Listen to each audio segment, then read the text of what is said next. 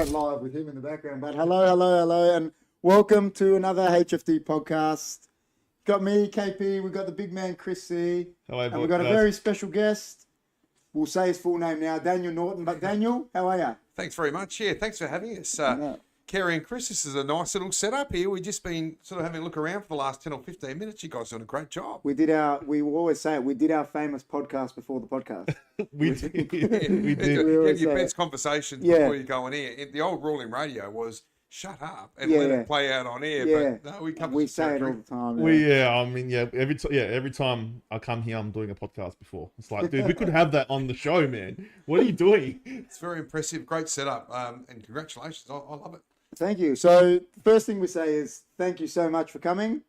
Yeah, man. Thank you so much. Considering how well my family knows Daniel's in-laws, it's a bit of a shock that we haven't brought him on earlier, to be honest. Look, I'm not gonna when I actually think about it. Look, I'm not gonna lie, man. Like you've been like, I've known you, like not known you personally, but I used to follow you on 5AA, and I've seen you I knew that you were Port Adelaide all the way, and you know. Everyone's at the moment's going, oh, Taylor Swift, and I'm going, oh man, Daniel Norton. You know what I mean? Like, you know what I mean? Like, I'm like, everyone's like, you know, and I'm getting nervous about Daniel Norton, you know. So no, I'm excited now. No, just a very, very normal, down to earth guy. I like I said, it's a pleasure to be here, and so it's been as much fun, but. Taylor Swift, God, being compared to other things, but not Taylor Swift. Everyone's like, you know, she's all over the socials at the moment, and I'm like, you know, I'm worried about Daniel Norton, you know, make sure we do this leave a good impression and stuff. So, do you rate Taylor Swift? By the way, is there a favourite song either of you have? Look, I'm not a Swiftie, so. I don't follow her at all. I don't get the whole thing. Is that what they're called, Swifties? Yeah, apparently. Yeah. No, they are. They're called Swifties. I don't get. Full of crowd though. 96,000 by three. I know. 288,000 the MCG over 3 nights. That's some. I know. Look, I don't get the whole hysteria behind it and all the people crying. But then again, I'm like, if Michael Jackson was there, I would understand. Listen, have you been to? What's the biggest concert you've been to? What's the biggest concert you've seen? I've seen Pearl Jam and Metallica, and I tell you, they went off. Yeah. And Red Hot Chili Peppers that big day out, but in Pearl Jam at Adelaide Oval was the whole stadium was packed and the whole field. What year was that?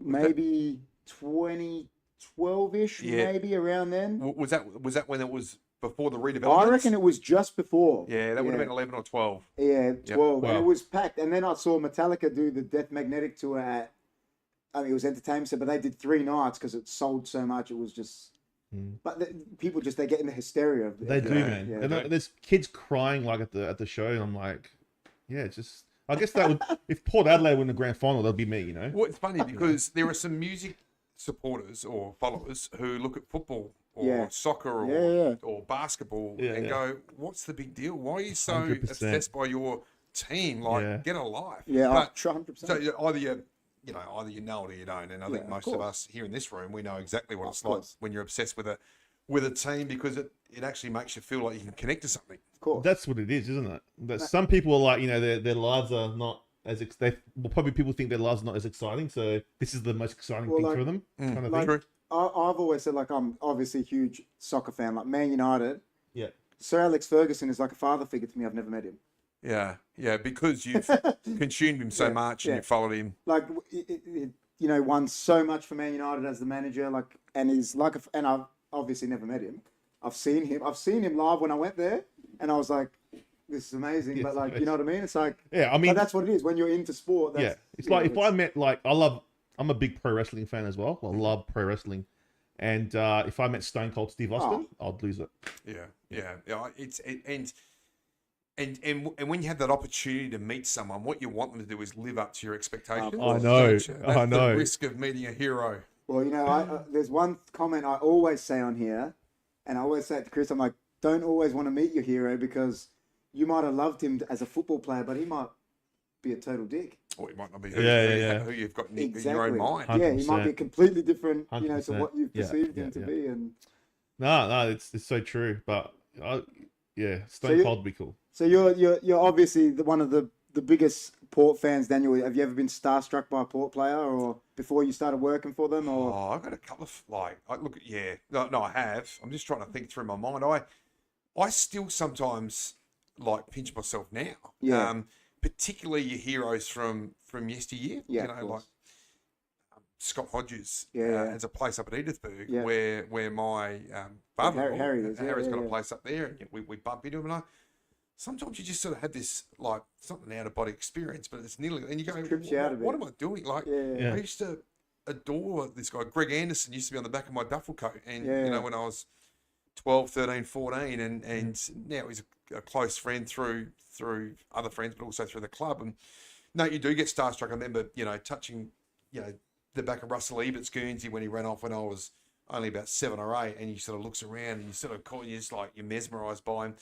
And I remember even when I was a bit older, when I was about 19, 20, and walking through the city, and I sort of was in the back streets of the city, and Gavin Wanganeen was having a coffee al fresco style. And I sort of caught it, like almost literally bumped into him, and I was starstruck, and I thought, what do you say? You know, this is a guy you admire so much, and you just say, you know, some garbage like, you know, congratulations on a great career, keep it up or something like that, and you walk away thinking, what was I thinking? So yeah, no, you do, and you have to pitch yourself sometimes still in the role that I do. Yeah. I mean, you're like living my dream, man. Like that's what you do. Like, you know, 'cause you're the media manager. Is that correct? Yeah, or general manager of the media department. Yeah, so yeah. I run the broader department. Yeah. Like, you know, anyone that loves Port Adelaide would love to like just work in there and like, you know, immerse yourself in like, because you love it. Like, you know, you love the club, and it's like, you know, would it be fair to say that you love your job? Oh, I absolutely love my job. It's demanding, so it is extremely demanding. It's a 24/7 news cycle, and what's made it even more complicated is social media, because it just doesn't stop. So if stories break, they break at any time. You know, 9:30 at night you could get phone calls, whereas the old news cycle, I'm talking 20 years ago, had a paper. Exactly right. Had the paper had a print deadline of about 7 o'clock at night. You had KG and Cornsey on 5AA that would finish at 7, and you had the evening news that finished at 7. So the cycle wouldn't restart until the next day, and you have time to gather yourself, right? You know, gather your messaging and so forth. But right now, the cycle just never ends. So it's really demanding. It's been more consumed. Football has been more consumed than at any other time ever. And there's more platforms. There's podcasts. There's SEN has 15 different radio programs, and you think of, you know, the broader media market out there it's as big as it's ever been. But hey guys, what is the name of the podcast? We just get cut. HFD Media. HFD Media. Karina, HFD. Oh, is that me why? Are we live still? I could send the link. I'll send her a link. We could just send the link. Send the link. But you know something, I was actually speaking about this to someone today, and I wouldn't trade this off for anything, but working at the club, I've never stood before a game in the outer and saying never tear us apart. You've never? Well, because you're too busy. Yeah. I'm working. Oh, I'm I'm either inside the boundary line. So I've never had that experience. I've never had that supporter experience of actually having a beer, standing there and doing it, because that was 2014. I've been to the club since 2008. So sometimes this role, as enjoyable as it is, can take the supporter element away a little bit. Like you don't, because it's all business. You know, you're thinking, okay, what do I need to prepare the players for post-match? What do I need to prepare next week? What's going to come at me from left field? How can I help Ken present, you know, in the media conference post-game? And it all happens so quickly. So you don't really get a chance. But then the flip side, you're with, you know, you're in the ruins of the playing. You're in the sanctum. Yeah, and it's a real privilege. It's a huge honour. Oh, nice. So let's rewind, right? Before this all happened, how did you become a Port supporter? Like, what drove you? Was your family Port supporters, or how'd you become like a Port supporter, like supporting the best team in the land? Sorry, Settle down. Yeah, look. So I had an interesting upbringing in the sense that I grew up with a single mum. Yeah. So my dad lived separately. So my major influence over my formative years, and I've since met my dad and get along well with Dad really well. He lives in Tasmania, but the point you're asking is the greatest influence was mum, and it was her family. So mum's family, like mum's father, or mum's grandfather, lived in Cheltenham, and grew up in Woodville and all those traditional Port Adelaide areas, and they were Port Adelaide. Mum was going to Port games as a six-week-old baby in a pram, so it was all Port Adelaide. Yeah. So I grew up down south. We were talking about off air earlier for the first 12 or 13 years of my life, but all I knew was Port Adelaide. Yeah. So I've never lived in Port Adelaide. I've never lived anywhere near the area of Port Adelaide. I've grown up down south and in the southwestern side of town now, and spent some time in the Riverland. So it wasn't a geographical thing for me, living in Port Adelaide. It was all around heritage and family history. But they were obviously very dominant. Like, I got lucky. Back then, weren't they? I did get lucky, but then again, yeah, you're absolutely right. Because I say the same thing about Man United now. I'm like, I'm lived through their dominance, and like they're on a spell now without winning a league for 10 years. I'm like, but I was so lucky I got to see 20 years of dominance. You're right. Yeah. So without doubt, Port Adelaide were a powerhouse in the late 70s and early 80s. The irony is I was born in 1974. So when I was 8 in 1982, we went on a bit of a slide for 5 or 6 years, which is big for Port. But that's when you're in your formative years as a kid. Yeah. 8, 9, 10, 11, 12, 13. Like we, 83, we didn't make the finals under Russell as captain and coach. 84, we had our heart broken by Norwood in the grand final by 9 points. So 85, we finished 7th. Did the Bays win that year? 85 they won, unfortunately. Base supporters here. 86 we went out in straight sets. So you think about last year, 87 we went out in straight sets. So I'm 13, 14 years of age. So you're thinking I haven't seen anything until, and then bang, 88 comes along. We beat the Bays. We have. But you always beat the Bays. 88, 89, 90, we win 3 in a row. Wow. Then 92, 94, 95, 96. It's a pretty good run up to the 80s. It is. I got one question for you that I say it to Chris all the time. What do you say? I know a lot of Port Adelaide fans, older fans that don't support the Power. They support Port Adelaide. What do you say to those fans? Well, look, firstly, and they just want to support SANFL, and they just don't. Yeah. They don't want a bar of the. Like firstly, everyone's got a choice. Yeah. And they've got their own reason for what they believe, and they may love suburban football. It may be far more suited to them. To that, yeah. And they may believe that the prison bars is their representation of Port Adelaide. All I will say is this, is without any question of doubt, Port Adelaide went from the SANFL, the sub-license was handed to Port Adelaide in 1994. It took us two or 3 years once Fitzroy folded, sadly for Fitzroy, to merge with Brisbane and then go into the AFL in 96, 97.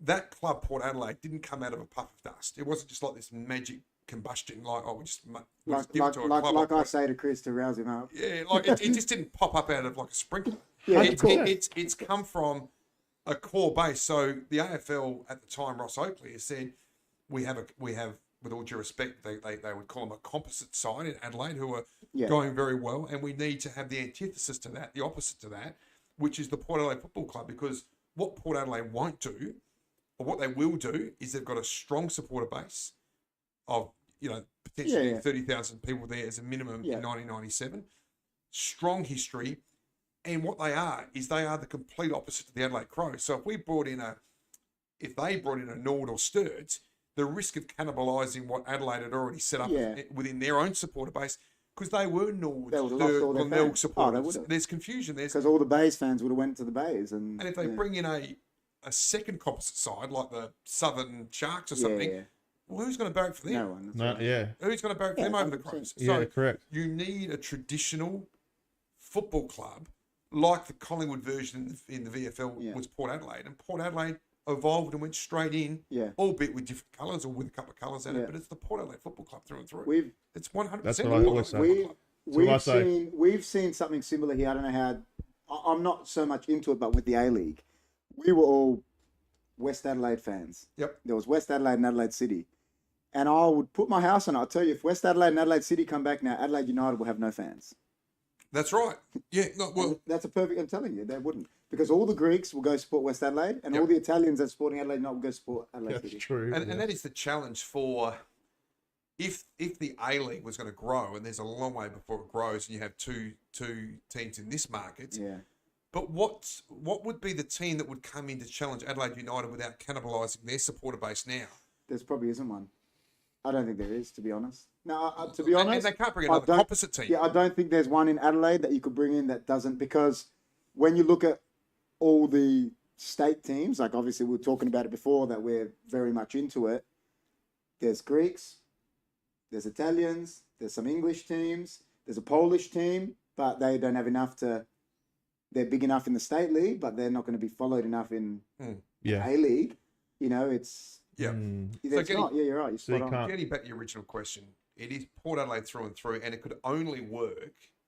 The second side out of South Australia, out of Adelaide, could only be Port Adelaide because, and I'm not saying that as a Port fan. I'm saying that if you look at the mix of the market, like it has to be whoever's not supporting the Crows can only be sustainable by having two teams that don't have opposite ethos. Logically, they're the biggest club, right? So they were going to have the biggest amount of fans without. Like and Daniel saying, attract sponsors and attract players back, like Wanganeen and you know Shane Bond and so forth. I've always said this. I've said this to Chris, even as a Crows fan. I always say it to Chris. I think the AFL are so soft, and I always say it that the fact that Port aren't allowed to wear the prison bars, right? Because you look. I always bring it back to soccer. If Liverpool turned around to Man United and said, "Oh, you're not allowed to wear red. We wear red." They'll say, yeah, shove it up your ass. We're the Red Devils. Yeah. Like the fact that they've bowed down to Maguire, whoever it is so soft to me.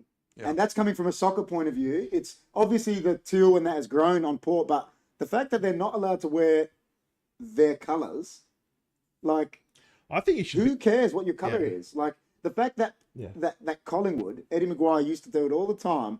Oh, our away strip is white on black and our home strip is black on white. Mate, if you were a smart businessman, you would know, let's do what the soccer teams do and have 3 strips. We'll make more money because we'll sell more strips. I agree. I think it's so dumb. I agree. Like I think that the Port Adelaide or whichever team should be able to wear whatever they want. Be able to wear whatever they as long as it doesn't clash when you're playing with someone, it doesn't clash with theirs because if they're the home team. Yep.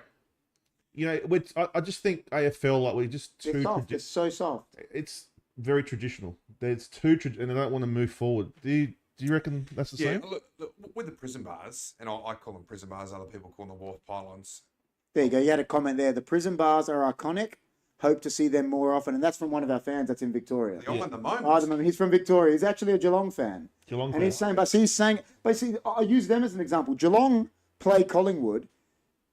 It looks the same. You can't even know what's going on. And I play sport. I know that's going to be hard for you to tell the difference. There's 3 or 4 teams with exactly. blue, red. It's so stupid. It's so silly. Coast Bulldogs got blue and red. The Crows are red, navy, and yellow. Listen, Daniel might not be able to comment on this, but I always say this. It's because, and I say it to Chris, I say, it's because the AFL, they're like a boys' club and they look after their boys. Let's look after Eddie. He wants no other club to wear. Man, get over it. Like, it's Port's colour since when did Port were founded? 1870? Yeah, we've had them since 1902. Whatever. So they've had that colour since 1902. They had the magenta, and was it the magenta? Yeah, we had a blue and white strip to start with. Yeah. Yeah, no, but that's what I'm saying. It's so dumb that they made them sign those contracts to come in. Like, anyway, I do take everyone's point. I think we're striking a pretty good balance at the moment. Yeah. Like we're wearing them in our home showdowns. Yeah. There's a school of thought from some past players at AFL level. I'm not talking out of school here, but Mark Williams loves the fact that we've got teal in our Guernsey because that represents the modern iteration of Port Adelaide. You don't lose who you are. You don't lose your heritage. Your name is still the same. It doesn't really ultimately, it certainly, I won't say it doesn't matter, but your name and where you've come from is the most important element. And, having that teal blend in the Guernsey, that's the modern iteration of Port Adelaide. Yeah. And if you can celebrate your history once or twice a year through prison bars at the right moment, what a great balance. Does the SANFL team wear prison bars every week? They do. Sorry for my ignorance I love there, it. but just... I love the teal. Like when they... But you grew up with it, that's right. Yeah, so I wasn't a Magpie supporter. I grew up as a Port Adelaide Power supporter because I was... Isn't there a rumour that you supported the Crows once? No. Wash your mouth out. No. Please. I know people that I know Port fans that were Port Adelaide fans supported the Crows because there was no other AFL team, and then when Port came in, Went back. No, I was too I've like heard a lot of that. yeah. when I was younger. What are you gonna do? When I was younger, I loved footy. Like I just loved it, and I didn't. I liked the Crows. I liked Carlton. I liked Essendon. Like a lot of different teams before Port, and then when your cousin-in-law took me to the Freo game. Cousin Sam. Yeah. I just fell in love with Port Adelaide Power. That's and we that's got before. rolled that night too. Yeah, I think we did. But Freo in that Ansett Cup game. But I loved it. The Sports Show 1 says hi. Hello. Hi. But I loved it so much that I became a Port supporter. So I didn't know the history before then. Do you know what I mean? Yeah. So and a lot of the new fans now don't know the history and don't really care much. They just all they care about is power. And I think or they identify with certain players. That's correct, mate. There's Player FC now. Yeah, they support players. Correct, 100%, and that's the global sports trend, and we There's find that as well. There's people that support Ronaldo, not Real Madrid. Or LeBron James, not the Cavaliers. Yeah, we're still a traditional sporting country that we do still tend to clearly remain aligned to our team. If Patrick Dangerfield goes to Geelong, Crows fans. I just called him a Judas. That's right. It's opposite. But that's how I am. I'm in the soccer term. The minute he said I want to leave, I was like, I don't like you. Yeah, so you didn't follow. Nah. You didn't follow Dangerfield. To no Geelong, way. But you stayed with your team, and we're still in that thought process. I think as supporters in Australia, which I still admire. I must admit, stay with your team. Stay with your team. I think on that topic, do you think we're like that here because we don't have like bona fide global stars like a Michael Jordan or a LeBron James, like you said, or a Cristiano Ronaldo? We've got, like you're not going to compare Dustin Martin or Patrick Dangerfield to Jordan, are you? Like on a no. If that makes sense. Does that make sense? How I'm putting it? Like it's it does. I think it's equally got to do with you just find connection. More with your club. Yeah. And what your club stands for. Yeah, of course. That's what I. And what the club represents, as opposed to just the individual athlete. I think we're also passionate because we love, for whatever reason, what our club stands for. Yeah. Our passionate Crows fan, Dam, says welcome, Daniel. So it's being nice. He's being nice. He's being nice. Nice guy. Dan, is it? Dam. D-A-M. Don't at me. So have we you just got, call have him you got Dam. the damn thing? Yeah. So he says welcome. He's being a nice guy. This we put up for him, the wrestling thing. He goes Dam. Damn. The Sports Show 1 says, I used to be called Ridiculous, if you remember me. I do remember you. Yeah. Unbelievable. So Daniel, like, I always get it and it irritates me. KP does it on purpose. Yeah, but I do it just to rile you up. You do. But like, all right, so you had in 1997 when Port Adelaide came into the AFL. Yep. There was another team that went into the 97? So 97 Port went into the AFL. Is that the year we won the premiership? Yeah, you did. Unfortunately. Hey, anyway, so yeah. You said it. So 97 they went in. Then there was a team called the Port Adelaide Magpies Football Club that were in the SANFL. Now, there's a lot of confusion with those two. Yeah. Who was, like, to me, the way I see it, is Port Adelaide, like you said, went to the AFL. That was like a separate entity because the SANFL needed they wanted a Magpies representation in the SANFL. So they made a composite team. They were down at Ethelston Park. We were Port Adelaide because we are Port Adelaide Football Club. We stayed where we always stayed at Alberton. Is that correct? Because I'm getting hate on TikTok because we've been talking about it. Like people want to kill me. Everyone gets hate on TikTok. Right? No, you're 100% right. Yeah. Am I? So if you think about a transfer of a license, like a company name, from my understanding, the Port Adelaide that existed in 1996 in the SANFL got shifted into an AFL competition under the company structure. So Port Adelaide went into the AFL. It was always the intent of Brian Cunningham, the CEO at the time, and Greg Bolton and the board, that Port Adelaide would just do that, would leave the SANFL for good and transition to the AFL and just be an AFL club. That was it. That was it. It was bye-bye. Yeah. It's done. We now move into this competition. However, for that license agreement to be approved, because the SANFL owned both the Crows and Port licenses at that point in time as a sub-license, they demanded that to your point, that Port had to remain in some way in the local competition because the local competition wouldn't survive without a Port Adelaide. Yeah, Where's so the Northern Port with that. rivalry, I Glenelg agree Port, with Sturt? So Port Adelaide it'd be like taking Collingwood out of the old VFL. I think it'd be You love them or crazy, hate them. You need a Port Adelaide to them. I You agree. need a Port Adelaide representation in the SANFL.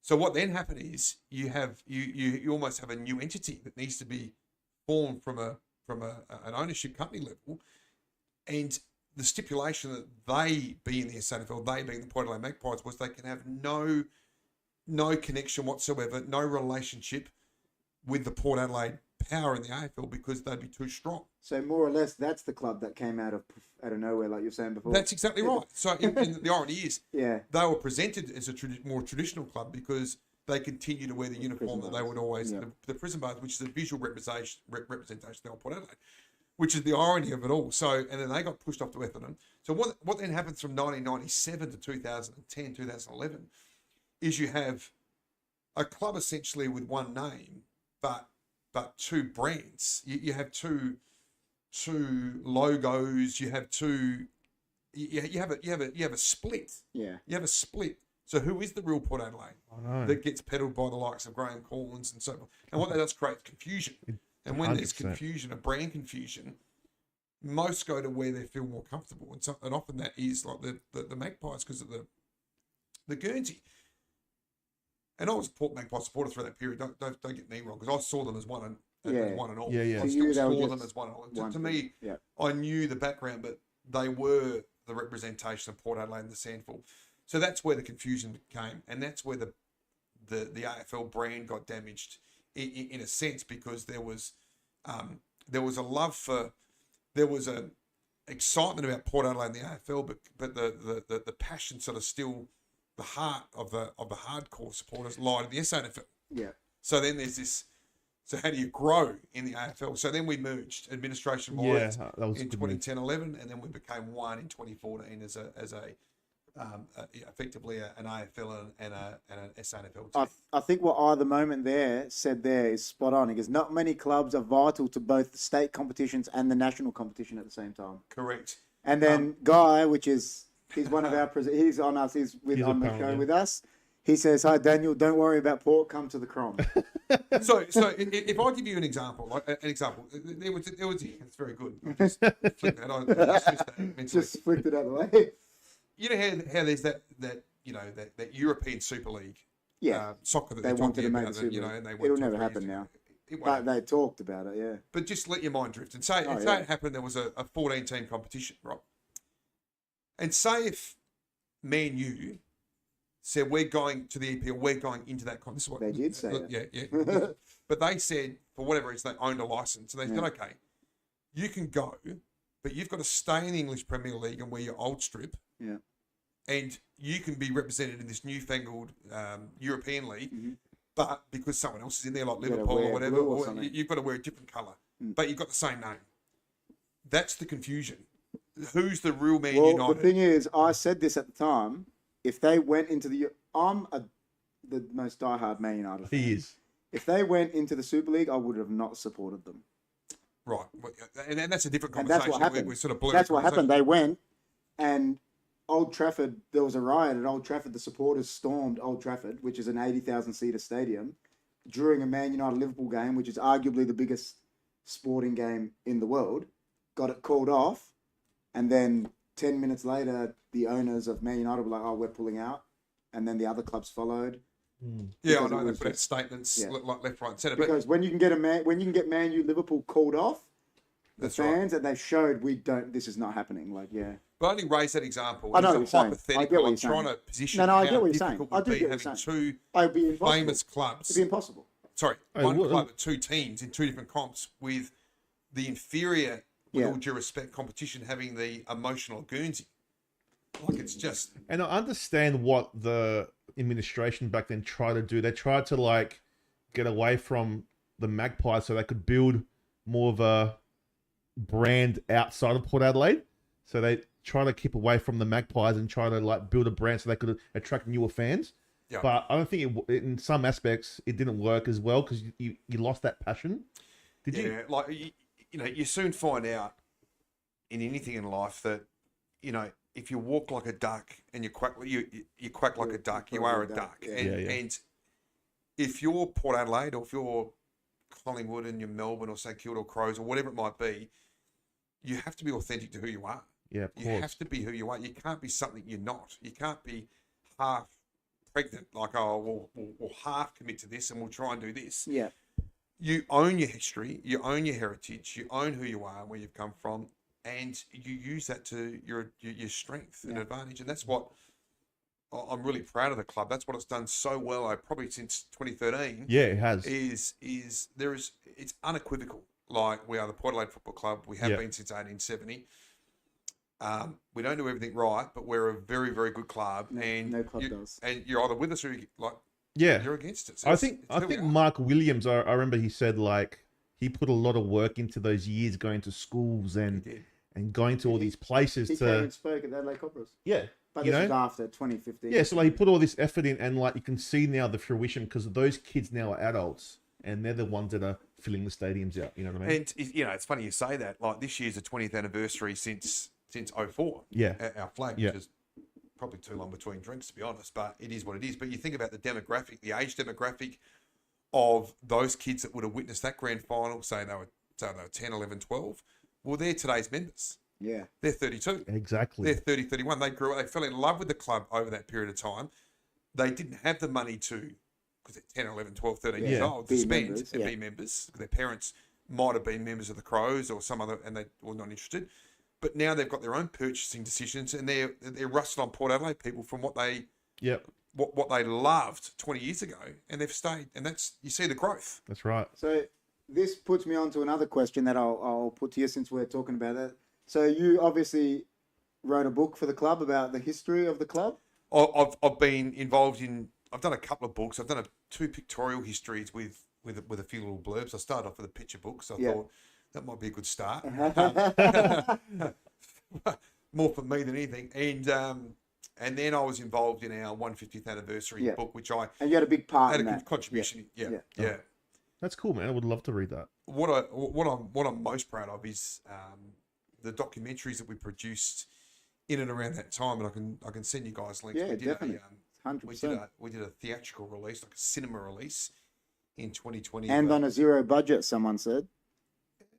Yeah, well, sort of. Yeah, we made on your own budget, is that correct? Yeah, this is Port Adelaide, which was really proud of that. It was like a 90-minute, essentially, documentary about the club, over 149 years, and then captured 2020, and then we did a television special with Channel 7 and Fox Footy as well that we produced ourselves. So, no, we've done a bit of that work over the years, and really proud. I love, and I've got such a great club to work with. I love storytelling. Yeah. Because, and Adelaide do it really well too, and I'm not saying that, and other clubs do it really well, but you've got to capture the hearts and minds of your people. You have to be able to 100%. storytell and keep some of those memories alive, so they get carried through other generations. Because if you lose it and a generation misses it, it's gone. Like, you're not getting it back. I always say that, I always bring it back. I always say that about Man United. I say Man United is, in my opinion, the best club to support, like in soccer, because they've got the most romance. They've got the history of the plane crash. Coming back from that plane crash, the people dying and then winning a European Cup 10 years later. There's a romance to that there isn't with other clubs. Yeah, you've got a point of difference. Yeah. Sad True. one. It is, but it is sad. But it's used. People, so everyone that supports him now, they should learn about that. Yeah, exactly. Because Liverpool have their own history. He started supporting United in the 50s because of that plane crash, and then I went on to support them because of. So you've got to keep those stories alive. 100%. It's educating the 5, 7, 9, 10-year-olds who are coming through right now. So, and it's winning the hearts and minds. But it doesn't always have to be retrospective storytelling. No. It can be modern storytelling. 100%. Like what makes Travis Boak tick is such a great human being, or what's Connor Rosie's story, Jason Horne-Francis' backstory, whatever it might be. It's all about telling their stories and promoting the club and the game more broadly. So I love it. I love that part of it. So that's cool. The fact that you said you love storytelling, I love that, because the question I wanted to ask is, so you mentioned his name before. Were you friends with Gavin Wanganeen when you started trying to get his jersey back? And what pushed you to get his jersey back? Did you know him prior to trying to? Yeah, I did. I know if I've won 2 premierships, I think, with Ammonia, and if I'd lost the medal or something, I would be. I only thought about that the other day. I heard him on radio, I think, last night. So were you friends with him? Yeah. So pushed you to do this. If anyone doesn't know the story, I'll explain it now. Yeah. So yes, I was friends with Gavin. He was just a, like I said, a hero growing up, but a friend of the club at the time. So I met him through Port Adelaide, and we got close. So the backstory, and I'll try and summarise it, is of course Port Adelaide won in 2004, and back then, now most teams wear a Guernsey in one half, or maybe even 4 Guernseys across the game. But back then, Gav and most of the players only wore 1 Guernsey on grand final day.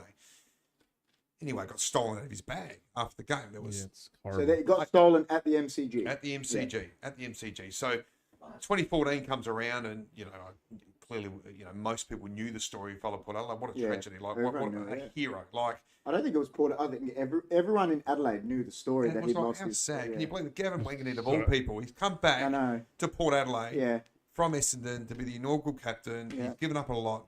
Clearly we looked after him, but he won a flag for Port in the SANFL. Brownlow medal. And he's come here and he's had his bloody Guernsey stolen. So anyway, we all knew about it. But then at the start of 2014, we recognised it was the 10th anniversary of our premiership. Obviously, now we're 20 years in, and I spoke to a guy who was working in our social media department. I said, you know what, we've got to make a campaign here. Like we've got to start something. And Gavin had tried everything, by the way, over the years, and not even a lead. Yeah. And I said, no, we've got to at least make an effort. We've got a great reach now. We've got to make an effort. Anyway, we put it out there for a couple of weeks, and then from nowhere we get this message come through from a guy living in Tasmania saying, I've discovered I've got the Guernsey. Right. So right. So clearly he either stole it or he got off someone who stole it. Yeah.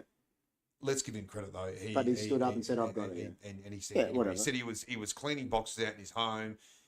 He happened to hear about this, and anyway, surprise, he's moving houses or whatever, and he found it at the bottom of this box. Whatever the story. And I said, okay, are you 100% sure it's the Guernsey? Because those Guernseys have certain stitching. Yeah. What we would call like could have been a replica or something. It's got the grand final logo that's actually what do you call it? It's not stitched in. It's actually the manufacturer actually build it into the Guernsey. Rolls it with it. Yeah. Oh, right. No, it's not actually. It's not stitched or anything. It comes like that out. It's printed. Yeah. Printed on. And they have GPS things in the back of there. Yeah. There's little nuances. The Nike logo is different. It's a bit thicker and all that. So a keen eyed pick it up. I said, mate, look, can you send me a photo? And he said, well, it's definitely the Guernsey. I said, yeah, because he knew he took it then. Yeah. Obviously. He reckons a mate. He reckons he was living with a guy who, retrospectively, he found out that it was on a bar at a nearby, literally on a bar. This Guernsey at a bar in Richmond on grand final night. No way. Someone probably took it and got pissed, and if that's true, and So anyway, we played Richmond in Melbourne in 2014, mid-year round 14, 15, and I've arranged it's really clandestine. Like obviously it was because I've seen the video. Yeah. I've seen the video. Gavin, so it was obviously quiet. Yeah. Josh Carr gets it. Yeah. Curry. And so didn't want to be seen. Got handed the Guernsey, and then so we safely keep it. Obviously, take it back to Adelaide, and we bring Gavin in. And you've probably seen the video. And Gavin's come in, and I had to frame it in a way. So I said, I need you to read the boys up. We're a month out from finals or 6 weeks out, and he's like, really? You want me to come in and read the players? We love you. You're a legend. You're retired for like 8 years and all that. Like, hey, come in, mate, come in. Anyway, he comes in, and we had those replica Guernseys that we wore earlier in the year in round 3. We played. I've got one. I've got one. Yeah. So I had a box, and I said to Kane, Collins, great mate, played the A4 flag. once he presented this little mock presentation that he thinks everyone's really interested in, Yeah. but we're not. We're waiting for this magic moment at the end. Yeah. Look, a token appreciation. Kane's got a little replica Guernsey, or got a Guernsey, a gift for you, in a box, embossed, like a beautiful box. Opens it up. He didn't really concentrate. He thought it was the replica And he wasn't ticking at first. Guernsey for the first 4 or 5 seconds, and then you just see the video. It's just Yeah, so I've seen powerful. it. I've seen it. He drops. He looks at it and goes, Can't believe. "It's Yeah. my Guernsey. It's my." And that's 10 And years. and it's got, because it had still the dirt. The dirt, I remember it had the Dirt, dirt a on the little like white. a blood stain or something that Yeah. he recognised from the shot. You can't make this up. You can't. What a moment, man. And it's gone. I never thought I'd ever see this again. First time he's seen it since that Yeah. day. It was 10 years. Yeah. 10 years. Yeah. And so, yeah, it was a really special moment. Like, yeah, it would have been. These are the moments where, you know, you just look back and you forget some of these moments. I only forgot about that. But these are the, you reminded me, thank you. You go through and you go, wow, like they are, like Gavin Wanganeen. Yeah. I got his Guernsey back. Yeah, That's amazing, yeah, man. yeah. Like, this Wow. guy, he's Superman to me. Oh, So, of course. anyway, you know, yeah, I'm very fortunate. We were talking about this the other day. Is in your mind, is he the greatest player in Power AFL's history? Is it Gavin Wanganeen? I've got Warren Treadray. Yeah, I think it's Wanganeen. Warren Treadway. If I'm looking, I'm at it number from one, Warren Treadray. If And I'm then, looking at it from a different, From a pure consistency point of view, Yeah. and the position that he played on the ground, Warren Treadray. But Gavin Yeah, he just, was- Gavin was more talented. I think. like without doubt, Yeah. and he should have won the Brownlow in 03. Yeah. As He a oh, 30-year-old. 100%. We say this about because I get upset about Andrew McLeod. I'm like the fact that McLeod didn't win that Brownlow that year when Against Woodward. when Peter Bell got those votes. Oh, at the Peter end, Bell, like, yeah. He was the same. He was like Wanganeen. They were so talented. Oh, brilliant. Type of players, Absolutely. like Well, Gavin could go forward, back. He could play in the midfield. He could stand on people's heads. He could snap goals with Yeah. his left He was foot, right great. foot. No, he was. He won us games. He kicked those 4 goals in the grand final. That preliminary final, late kicked those. It's just, I mean, Oh, 04. I was in the 1990 grand final as a 16-year-old. He kicked well before you guys were born. He's kicked 2 in the third quarter against Glenelg. Pressure. You got to stop bringing up Glenelg. Yeah, no, sorry. It's just, You're gonna upset that. Hey, you're gonna upset the old man, man. Poor Glenelg. That's hilarious, man. Glenelg have got about 20 losses. I was going through it the other day, and this is why I feel a little bit sorry for Graham Corns, and why Graham Corns, and I'm friends with Graham, Yeah. hates Port Adelaide so much. If He would. you think about you just think about what the games that they lost, the grand final. So Cornsy played the 73 grand final, took a great mark, and they won. So tick, well done, Cornsy. Yep. You won that. They lost 1974 to Sturt, Glenelg. Yep. They lost 1975 to Norwood. They lost then. They didn't make it 76. They lost to Port in 77. They lost.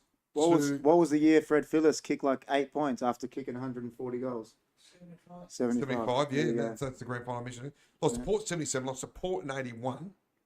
Right? Lost to Norwood in 82. They lost a lot in We're the one, perennial eh? underdog, man. And then they actually won a few in, one back-to-back in 85, 86. Lost to North in 87, Port 88, Port 90 and Port 92. They've got a few in recent times. That's a lot. If you'd won half of those, You'd be a mega They club. would have been. They would have been. Wow. They've gotten a few in recent times, but they're just, they're Lost true. 5 flags in a row to Port from 77 and 92. Unbelievable. Far out. And that's why the 4 Bays, of them. that's why the Bays and the Port, they hate each other because of the Bays of. It's more the Bays hating the Port because they've lost so many.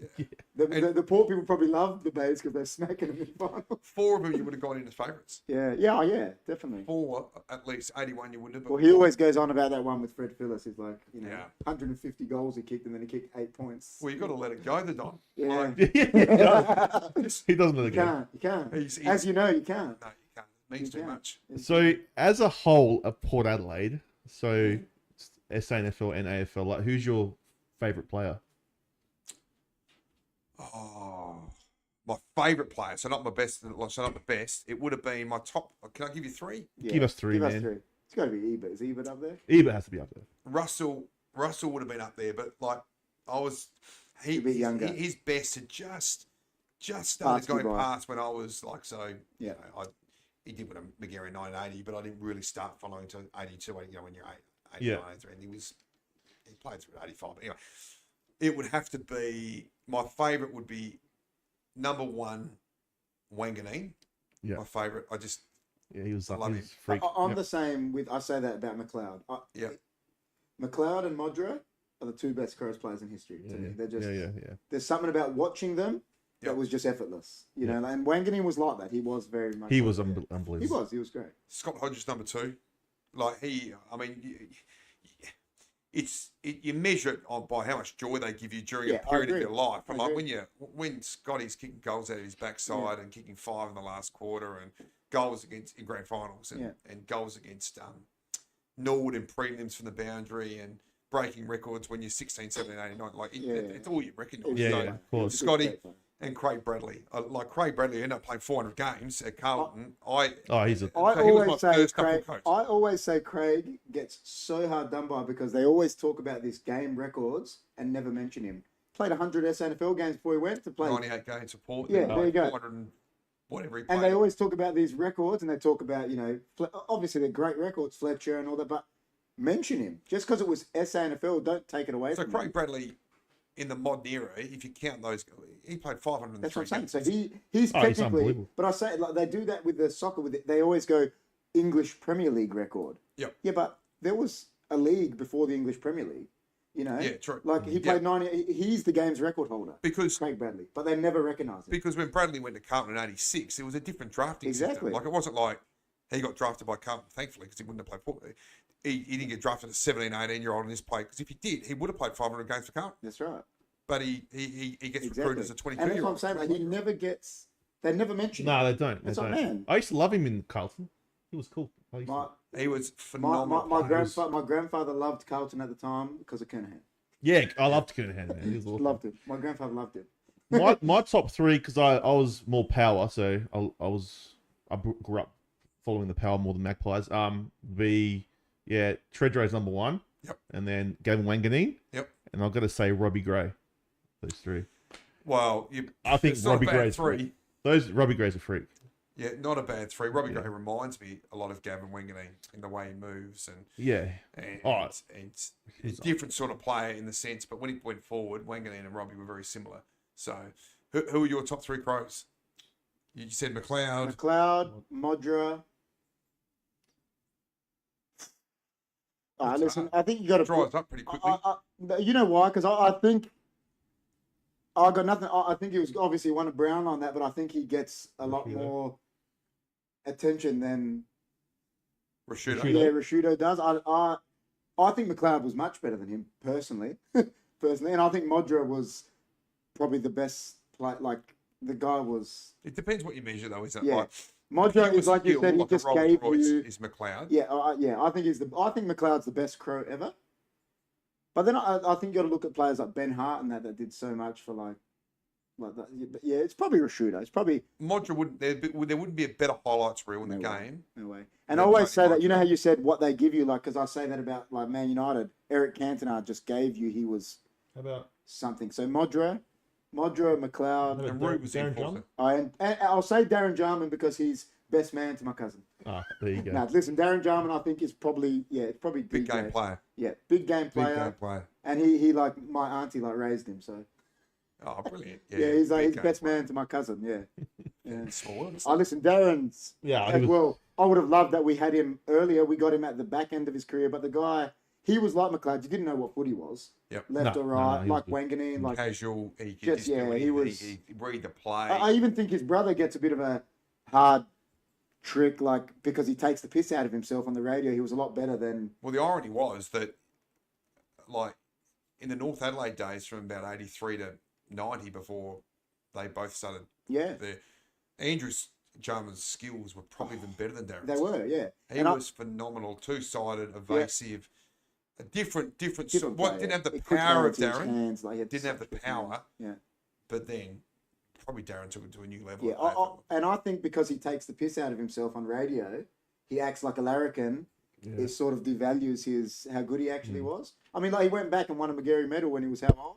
With Norwood, Yeah, after how old was he when he got delisted by the Crows? Like, Whatever league that's in, you got to be good.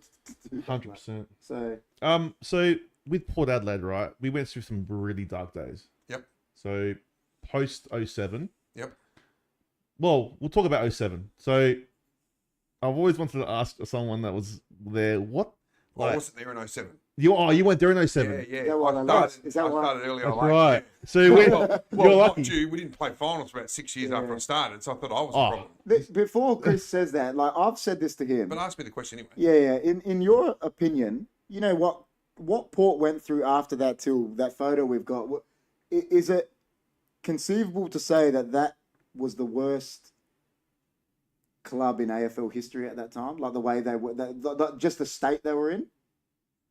Like, has there been a club in worse state besides maybe North Melbourne now? Like, Maybe. but I'm not saying it to give like shit to anyone, but like they were in such a bad state. Like when Prime was, I think he took over as coach, wasn't he? It was dark days. Like they were in such a bad state. Yeah. I mean, and there are I won't go into detail, but there are reasons to sit behind that, like hamstrung by, ownership and who allows you to spend where and investing in football and so forth. But yeah, it was dark because we felt like we didn't probably have complete control of our own destiny because of the way the structure was with the SNFL, and that's been well documented. Yeah.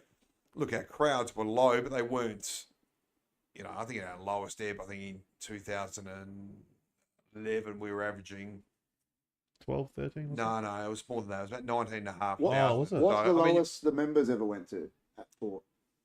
Oh, about 29,000. That's the lowest the members. Yeah. So they weren't going to games, obviously. Yeah. So it's not too bad. It's not like it's not like Fitzroy areas or anything like that. So but we just weren't making money from our stadium deal at Football Park, Amy Stadium. We weren't making money. It was costing us to play. And I think we had to, from memory, we had to get 27,000 or even break even. So from a stadium point of view, the model just didn't stack up. That's what was so important, certainly for Port Adelaide, that we moved to Adelaide Oval. Yeah. Because we could see that the football economy was going to shift quickly and overnight. So that was the vision. Port Adelaide again led that. You could see that this was going to be brilliant for not just football but also cricket and the state and the cafes and restaurants in Adelaide. Us versus them. The moment says. Is that the mentality? Us versus them.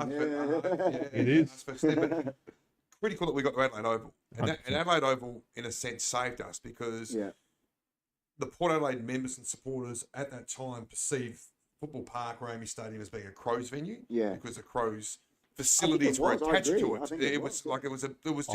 It felt like a Crows. It did, man. I used to go there and I'm like, why am I seeing like this is a Port home game. I'm seeing a Crows thing now. I guess what Rob said here touches in to what you're saying. He says 3 marketing tips when the team is losing. Is that a question? Yeah, he's saying Well, what we did in 2012 and 13 was the number one marketing tip is, and I addressed this about 10 minutes ago, is be who you are. Yeah. Don't try and be everything to other people. Don't try and feel like, around that time we would have people approach the club, right? This is the number one marketing tip. Don't do this. We would have marketing experts. Does this apply to a YouTube channel too? No.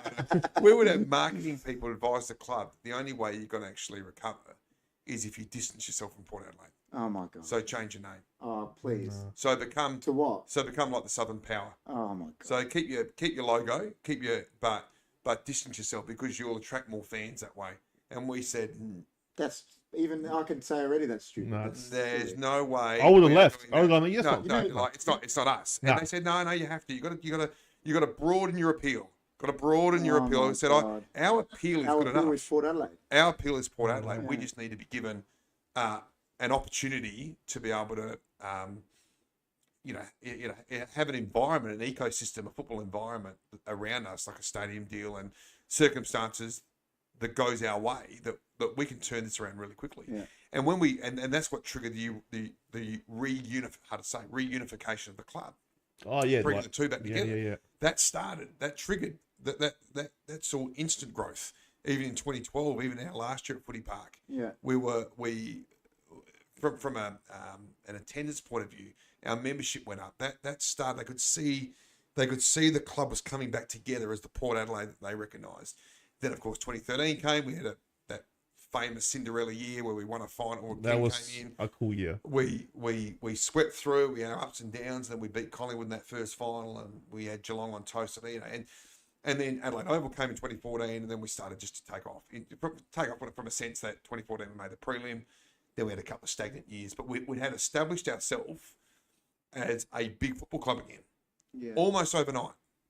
From 2012 to 2014, the turnaround was remarkable. Yeah, and Adelaide Within Oval. 3 years, we were getting 45,000 a week at Adelaide Oval. Yeah, unbelievable. That's because our fans could associate not only with the team, they could connect with Port Adelaide because it felt like Port Adelaide again, but we're at a venue which felt more familiar to our people who knew that we'd won many flags at the old Adelaide Oval. We were at a ground that didn't feel like it wasn't our ground. It was a shared venue. It was literally correct. A shared ground, and it's in the city. People can get there more. We had a lot of supporters, the contrary to what people think, who would live in the eastern suburbs. People think, our supporter base is based in the Port Adelaide heartland. That's not true. Like even in 2010, 11, 12, eastern suburbs who found it laborious to get to West Lakes on a Friday night and cold. I think there's a comment that says someone wrote the Wogs couldn't be bothered travelling from the eastern suburbs. I wouldn't put it that way, but I take the point. So anyway, Adelaide Oval came along, turn around, you start playing good football, and everything starts connecting. It all ultimately comes back to playing good footy. Exactly. You said you go to Amy Stadium back then and it felt like a Crows venue. You did. When I went to England in 2012, pulled into Manchester Airport, and obviously there's two massive clubs there, you wouldn't even know Man City existed. Yeah. On all the billboards, all these Man United things. Yeah, well, it's a bit like Real Madrid and Atletico Madrid. Exactly. Real just sort of own the city. And like you got in and you're like, I'm a Man U fan. I'm like, this is killer. But you're like, you don't even know. Yeah. And because obviously they're globally big, United, but now maybe it's different now that City are winning, but United were dominant at the time. It was just everywhere. Like it was. Yeah, it's a fascinating discussion, but look, I think the balance is pretty good. If you think about where Port Adelaide are as a club and a team now. So is Port Adelaide a bit of a working class, multicultural area, classic underdogs, fighters, etc.? It wasn't before, was it? We were a powerhouse. Yeah, it's changed, hasn't it? No, but in the moment, spot on. Although we were a powerhouse, we had to fight for everything we got. Yeah, true. We had to absolutely fight tooth and nail. And it was a working class area. It was made up of multicultural. The ports, And I spoke to Greg Anderson about this, and this is what made it so powerful, because it was us against them. Particularly, I'm talking through the 70s, 80s, and 90s. Yeah. If you lived in Port Adelaide in that region, the 70s, very industrial, you didn't have much. So the rivalry between Port and Norwood is you had the rich boys, the rich boys, the rich boys coming from the east. Great football club. Yeah. There's no question about that, Norwood, and against a hard-working, working-class football club in Port Adelaide. Yeah. He said, all your wealth went out the window when you played, because you're equal, right? And then the minute Port beats Norwood, suddenly Port people pump their chest out, and it becomes even more significant. It's like, for that week, you belong. It's like you absolutely belong. So 100%. That's the exact same thing with Inter Milan and AC Milan. Yeah. So obviously, two massive clubs. They share a stadium. One of the Inter Milan are the rich boys, and AC Milan are meant to be the working. So a Norwood fan might say, "Well, that's okay. We'll go back in our Mercedes and go." Yeah. But you know what? The crushing thing for them is, but we just beat you. It would be exactly. And it's like, and it crushes you. It crushes you, eh? It does, man. What can I say? It's Lee. What can I say? You've done it again. You've done it again. And it means so much to that community, the traditional Port Adelaide community. What happened on the weekend affects their whole week. It just like no other, because football's their life. That's who they connect with. So to the point that of multicultural, us against them, working class, total powerhouse. There's no question about that. Like there's 36 flags against NFL. Of course. In a grand final every second year, it's almost taking the mickey. But got to work hard, ruthless, and if you're not with us, you're against us. And in that period, you loved it. But honestly, you loved it. It's the best way to be. Yeah, 100%. Like with any sport, like I remember watching the David Beckham documentary, and he said Sir Alex brought me back after all the World Cup fiasco, and it was the world versus us, and then we smashed everyone. And it's the best way to be. It is. Yeah, it is. It is. I feel like at the moment it's not exactly like that, but because it's it's different now. Like I think we were talking about it earlier. I think we're too now. It's like we've got to be nice. Like I said it about like Ken Cunningham's got to go on the radio and go, "Oh, I'm happy for Port to win," when I know he's not. Yeah. Well, See? I know KG. I definitely know he's not. But he goes on and says it to seem like a nice guy. Why can't you go on and say, "I don't want Port to win because I'm a Crows fan," or "I don't want Crows to win because I'm a Port fan." There's nothing wrong with that. But the way society's going, it's like we've got to. You get tiptoe, Why? Even players leading into showdowns. We being Port. Yeah, of course Mind, that's right. Don't mind calling a spade when it comes to showdowns, but often we get criticised for that, for being it's silly, for being emotionally invested in that way. Even at our level here, we used to play against our derbies, like in soccer, the Ammonia versus Beergrad and Comets, and we're at state league level, and we hated them. Hated them, the players, and I knew them. If I didn't want to talk to them, go out. Really? Yeah. But that's how it should be. That's how it's meant to be. You're not meant to be Port players and Crows players, not meant to be mates. Well, that's how I look at remember it. the Ramsgate? But whatever that happened with them. They might be friends and that know each other, but they're not meant to be friends, man. Yeah. And if they are, don't show you the fans. Yeah. I don't like. I'm not big. Yeah, I don't like that. You know what I mean? Like when Ken Hinkley went and hugged Dangerfield after we lost last year, I was so upset, man. I was like, but you're a fan. You're allowed I understand they can do that, but like to me as a fan, like I just feel like that should be done behind closed doors because we just lost. Yeah, and so for me as a fan, you're measuring that Ken doing that feels like he doesn't he's betrayed care you. as much as well, I think he should be pissed off. But obviously he does. Yeah, I think he does. Absolutely, he does. Yeah, 100%. Yeah, I know he does. His career. This is of what he loves. Yeah, he's competitive. I know. In that moment, the public show of affection, you probably think he doesn't care as much, and that's that's how he comes across. But then the thing is, you've got to look at it as well. Is during that heat of the moment, they've lost the final. His head's probably spinning as well. Yeah, he probably don't even remember doing it. You don't know. Like it's. And then there's also an element of, so where does sportsmanship actually come into it? Correct. Like so, at what point, where does the line get blurred and drawn? Yeah. Does shaking of a hand, is it good luck, congratulations, all the best for the next You've game? always got to shake hands, I think. Definitely. Yeah. I if think someone that's all right. refuses to shake your hand after a game, to me that's. I just get really I hate that. I'm so emotionally invested in Port Adelaide, and then when I see that, it just because at the moment you get, I'm so upset.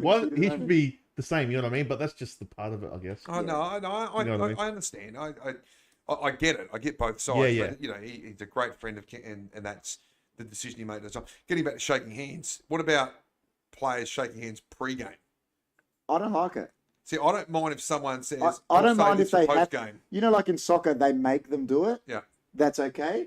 But I don't like when they're in the tunnel and they're like, they always talk about United. They say, people go, we used to go to Old Trafford when Man United were at their pomp and we were defeated in the tunnel because they wouldn't even look at us. Yeah. That's what I like. Psychological warfare. It's psychological. We were defeated because they would not even look at us, mate. We were standing there and they were like, stone-faced, and we were done. We were done. AFL don't really do it. It's more the captains shake hands and then that's it. And that's okay should be done. because they have to do that. That's right. I've been a captain. That's different. That's it used to happen a lot in the old. Of course, that's fine. 80s, 90s, you'd sort of fall back and fall forward with shake hands. I think there's a little tough on the back or a little good luck, and now let's get into it. Like it was in The Last Dance, right? Like I'm a Chicago Bulls fan when Isaiah Thomas and that didn't shake the Chicago Bulls' hands, and Michael Jordan to this day still hasn't forgot that. He talks about it. Because it's a dog act. I'd be pretty disappointed if I put my hand out for an opponent 100%. And he didn't shake it. I'm like, okay, all right, well, 100%. Game on. Yeah, I agree. I'd want to kill him. I'd be going out to not like go and, but I know if there's a crunching tackle to come, he's coming with me. Yeah, yeah. That's how I'd be straight away. 100%. Like, yeah, you that's got to shake hands. So Dan, a question I want to ask, like, what do you like comparing yesteryear to now? No, I don't do this. What, like, do you prefer the way footy's played now, or do you miss the way it was played, like back in the like? I knew you could ask me a question like this. Well, what do you say to people like me that straight out say football's boring now? I don't see. I disagree. I disagree with that. No, football is. The Football's players have never been fitter, but they've never been more skillful. That's my point. Football is a runner's game now. Yeah. Footballers don't pull hamstring, runners do. Yeah, yeah, and they've never been tougher, they've never been fitter, and they've never been more skillful. So put that into a bucket and stir it, and then you sort of like so. 80s and 90s, loved the game, grew up with the game, loved it, and we're talking about before Andrew Jum, Darren Jum, and Craig Bradley, and all that. But it was so one-on-one, and the pressure was. It seemed intense at the time, but the speed of the game was so much. Like I sit on the boundary line. Sorry to cut you off, Kerry. I sit on the boundary line, and the ferocity, the speed of ball movement, the flick handballs, the blocks. Oh, you just don't get, and the it's bone shattering. Like when they connect with each other, and that happens for 120 minutes, full like non-stop. The ball is spilling everywhere.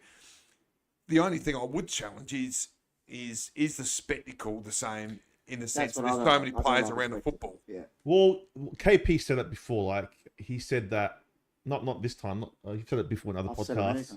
What you've said was that now there's not as many characters. No, I agree. Like there's no character. Like you had there's back no in the day. Modra. There's no Locker. Gary Adler. There's no.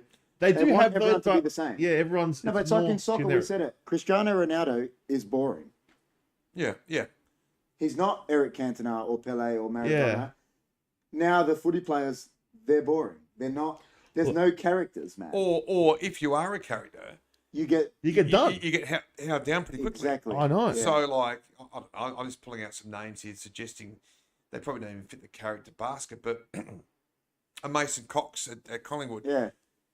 He gets held down. Yeah. Charlie Dixon with his he wants to celebrate and he gets even Taylor Walker's a bit of a character. Yeah. He's a bit of a country sort of guy. He is. Gets held down like the way I know. Like the way. So every time someone tries to express themselves differently, we the football community jump straight down on social media and that's what was good about the yesteryear. Like because there wasn't social media to hound these people. No, well, it wasn't. So you would have the and it was. Could you imagine Tony Modra with social media? Oh, forget about it. Like my brother used to go out see him at night, like at clubs, because my oldest brother was a DJ. Like, could you imagine it would be straight on social media?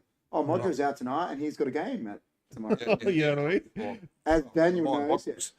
Yeah, like it's what would social media have done to those people? Like, and then the criticism they get for 100%. a poor performance or like look at you showboating like a clown. You know what I mean? Andrew Jum was a character. He would have copped it. Of course he would have. Big time. He cops it now. He cops it now just for being on radio. Like he's so I think that's probably deprived us of characters. It's but getting back to your question about is the game better? I think it's a hard question, isn't it? It is. If you love the game, because like now, I don't think soccer's as good now, but I still love it. You were talking the other day about this on radio, and I loved him, and he made a really good point. If you were in a time capsule or had been stuck on Mars for 30 years, right? So you're like me, you're around late 40s. So I watched the game until I was about 20.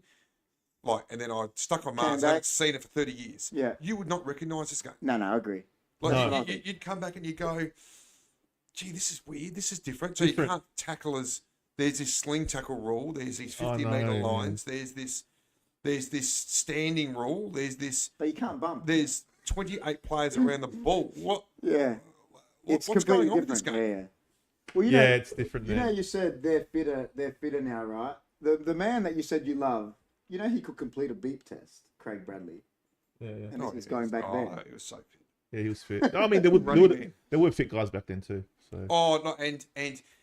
But it was all relative to the part-time nature of the game too. Of course. So they're working during the week. They're training only 3 nights a week. Of course. Players are there 5.5 days a week now. I And was- it's dedicated training. Yeah, So the full if you time. put Modra or Craig Bradley or Greg Anderson or Andrew Jarman in today's training regime, Would they be able to hold up to it? Would they? well, they'd be even better. Yeah. Oh, of course. They'd probably be I think better. They would be because they'd be fitter. They'll be fitter. Yeah, How they'd be fit more would they be? sharper. Well, you know, I've said this to Chris before. You go back to that era, early '90s.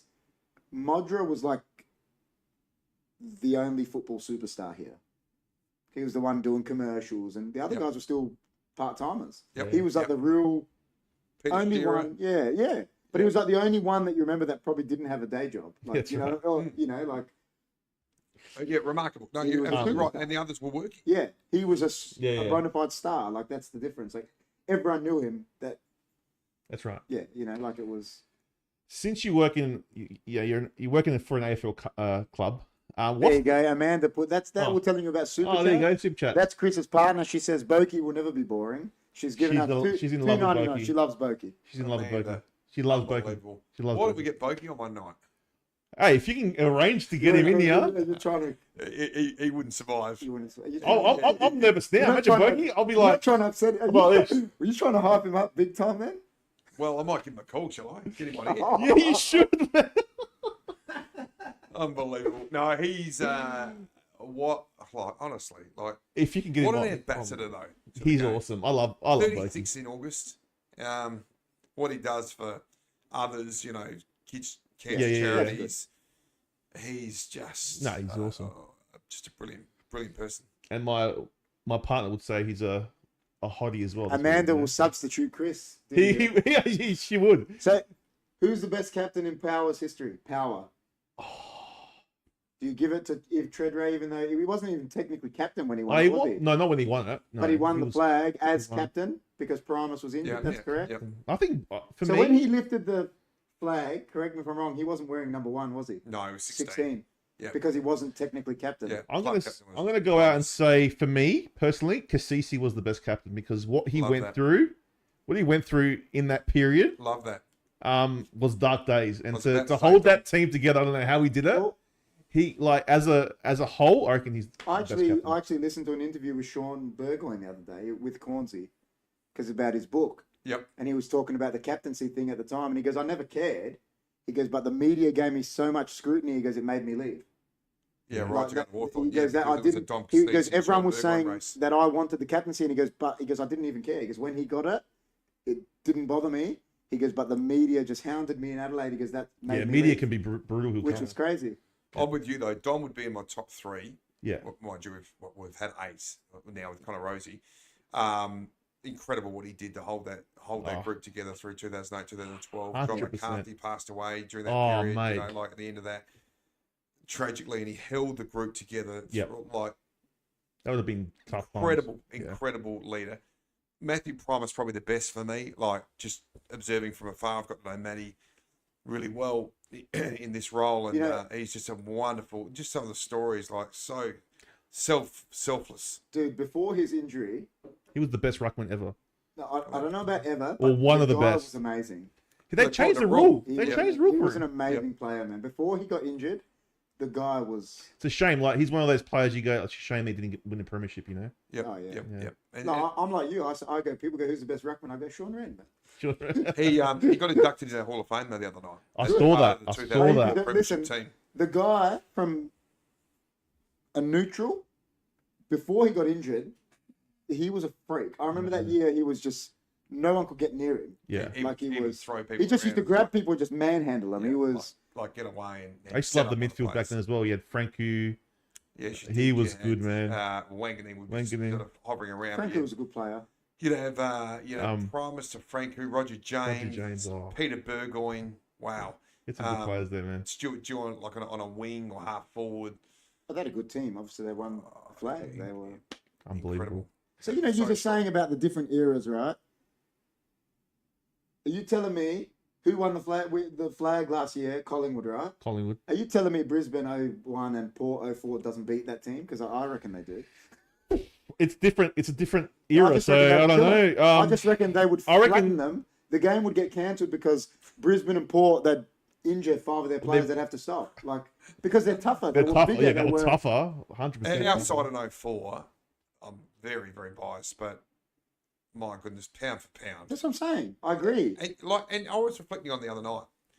We won 104 by 7 goals over Brisbane by 40 points. And I think that Brisbane back 3 in a row is the best football team I've ever seen. Unbelievable. But we did it without Primus Exactly. and without Franco, who was runner-up of the Brownlow the year before. So you take out your best ruckman and your best midfielder for basically the entire year, and you win the flag. Yes. And relative to Kano, we had a thrilling preliminary final, but take your 2 best players out of any side these days. Of course. Oh my God. 100%. Incredible. And your captain. So is that fair to say? That's what I always say to him Oh. about the Crows. I say in 97, I go, we won the flag without Liptak, who won the best and fairest the year before, and without Modra. Yeah. Well, yeah. well, that is similar. Yeah. Well, Modra kicked 120 goals that year. Yeah. And we won the flag. Yeah, but I guess the point of difference is Modra played Yeah. every game up until the prelim. Yeah. And the prelim. Yeah. What I'm saying is, I know what you're Franco saying, did yeah. his knee in round 2. Yeah, that's right. The whole season and without. Primus in about round 4. Round 4, So yeah. you've got Whole a season. whole year. See, Yeah. I didn't even remember that Franco didn't get a premiership either. No. Yeah, no. No, he was I knew good. Primus, obviously. He He was was a brilliant. good player. And came back and He had Brogan that took the brunt of broke it. it. Yeah. So no, Lade was good too. Man. Lade was good He was too, man. good Oh, he was good too. Lade did the same injury I did, the double leg fracture. Oh, ouch. you've done that. Yes. Ouch. When I was 2009, How? Playing soccer? someone tackled me. I was actually going through for my hat trick. We were pumping Salisbury United at the time, and I went to play a 1-2, and the guy just hit my standing leg, and it just double leg. I don't know how Lade did it twice, didn't he? Yeah, he did it in both in marking contests. Yeah, I believe he did it Like twice. putting, Wow. yeah, he did it in 01.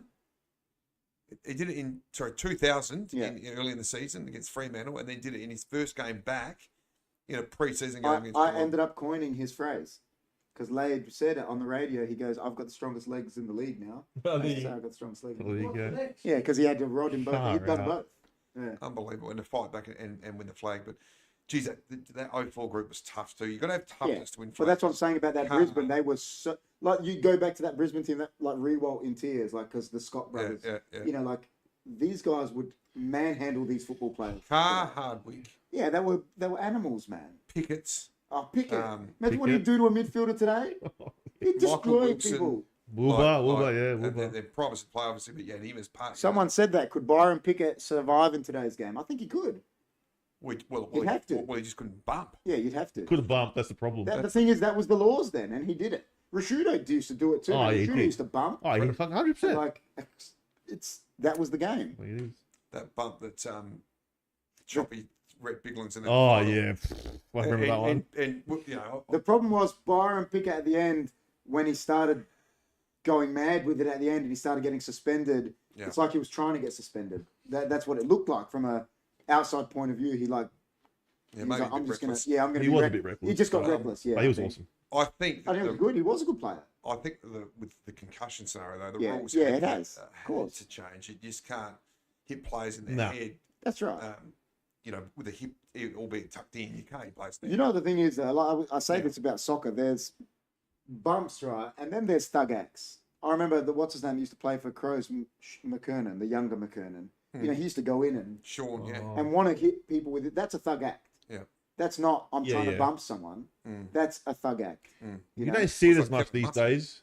100%. But you know what? He wasn't like that at the start. Musket? No, he became like that later in his career. And I think when he started he lost his legs. He's like, I'm just going to hurt people. I remember an incident. It was one of the most horrific things I've ever seen. It just That was when he was with Victory. victory against some young kid And at just- Marvel. yeah. It was shocking. Because I think he'd lost his legs then. And he was like, I'm just going to hurt people. Before that, he was just a tough player. Like Pickett. Yeah, Tough guy, yeah. not a dirty. Yeah, But he'd lost his legs. And I think he just, Oh, chill. Sorry. yeah, he was. that's right. It was just. Yeah. I No, I agree. It was terrible. Far It was out. like that's like a. But you know, Rob has always said that. Rob has made points about that. When people do thug acts like that, actually punish them.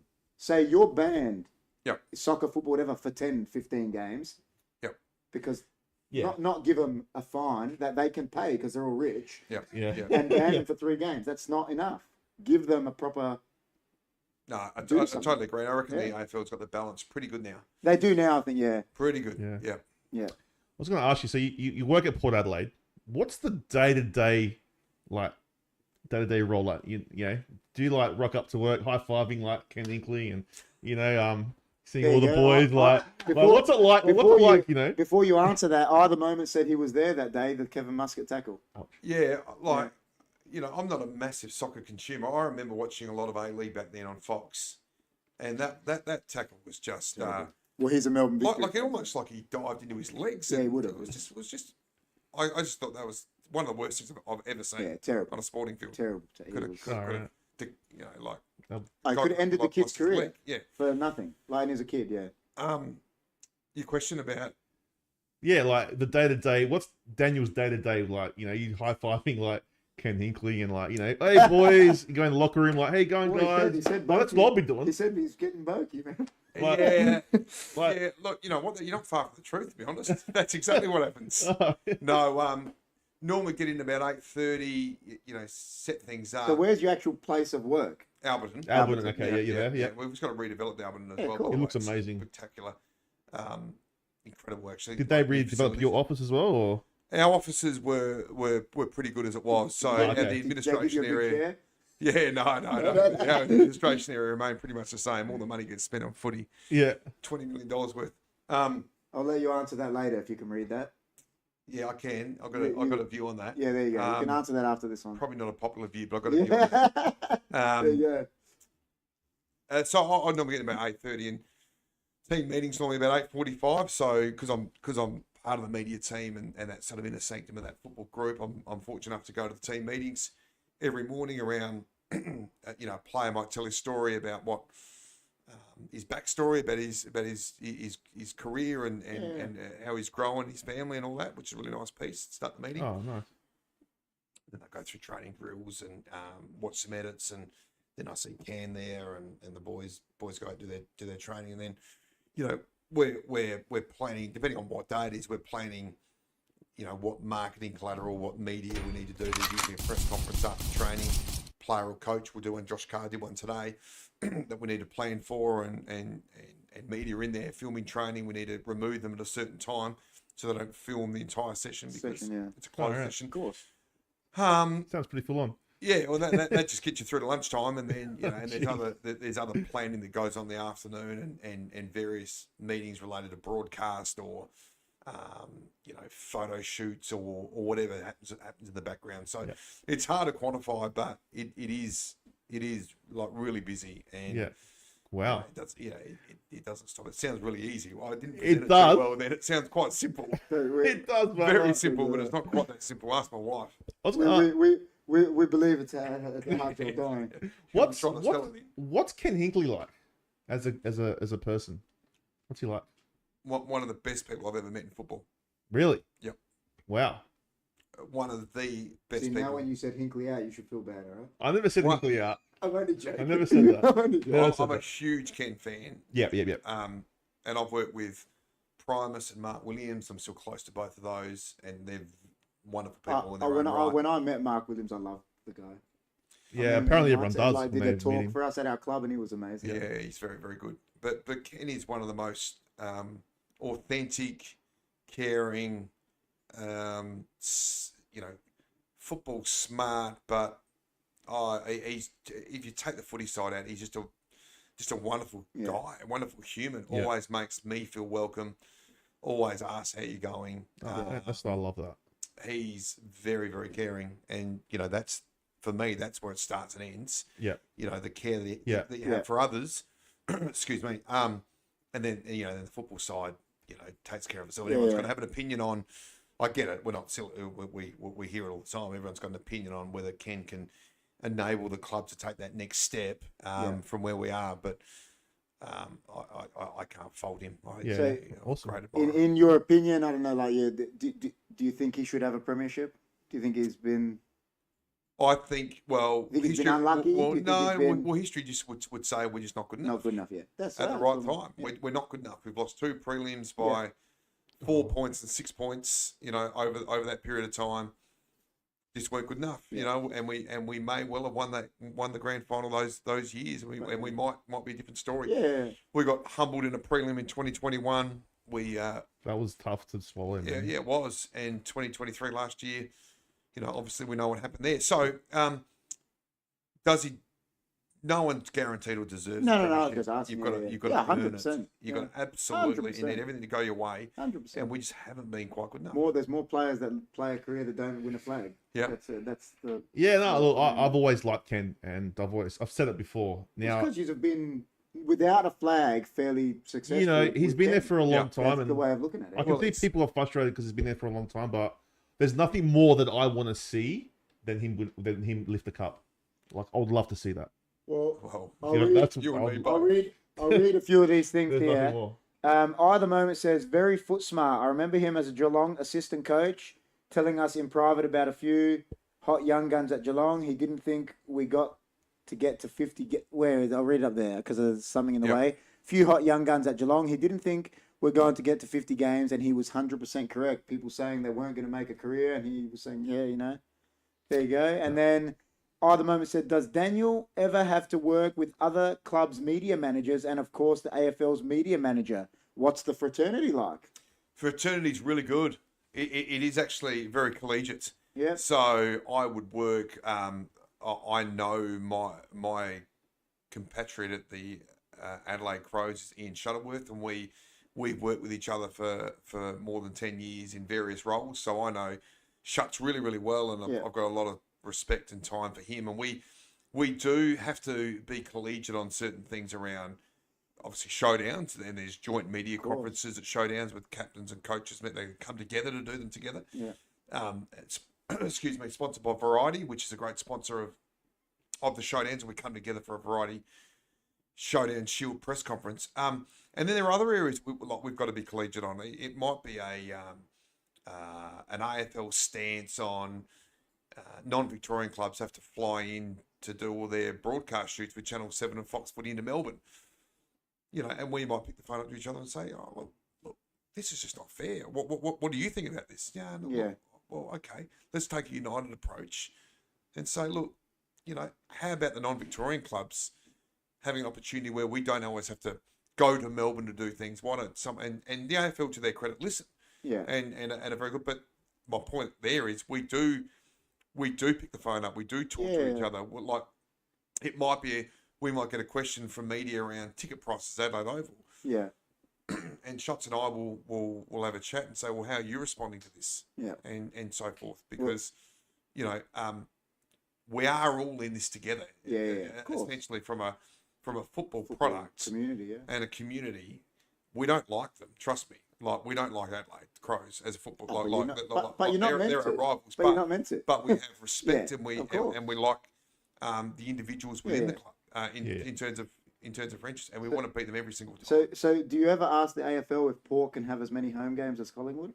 I'm not going there. That's a good one. No, I'm not going there. I like that. I'm not going there. Well, they would argue. Only joking. They would argue that the balance of.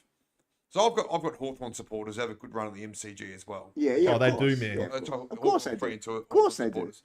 What they argue, though, they've got a different spin on it. They argue that they might get 14 games at the MCG, 7 are their home games, and 7 are away games. So their home games, they don't get any real advantage because they're playing Victorian-based clubs a lot.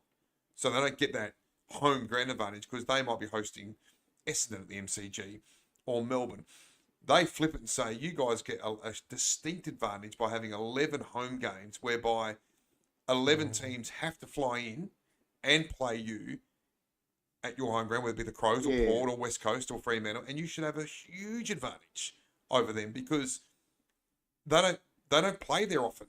That is your home ground, and they're flying in to play you guys. So I can see it both ways, but you know, I look back. Richmond had a pretty charm run in, I think, 2017 and 19. They played 11 in the last 12 games at the MCG, and then all the finals there. It does. If you did go to the English Premier League or the Liga or whatever, or the NBA or whatever, and you said to them, you know what, the grand final is going to be played at one venue, and it might be the home court or home ground or home pitch for 3 clubs. Yeah.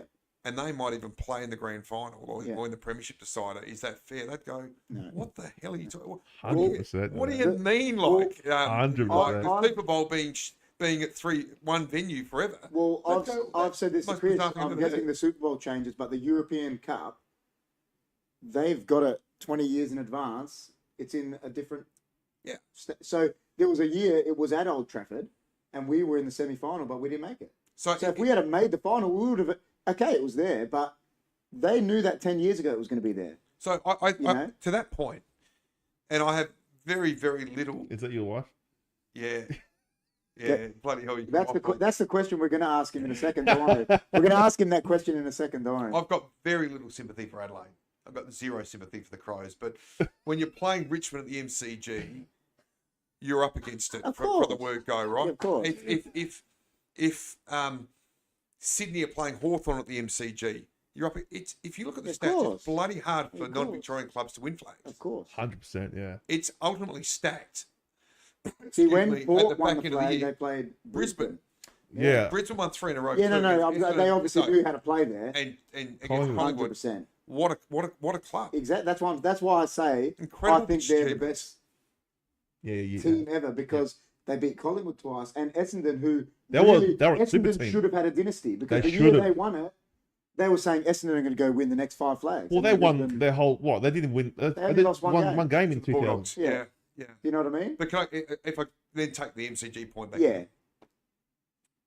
So all that said and done, Yeah. when you're standing there on grand final day and you look around at the MCG, you go, It's a great venue. there's no better place to Yeah. be. And how good would it be to win here? Yeah. You know what I mean? Like the reality.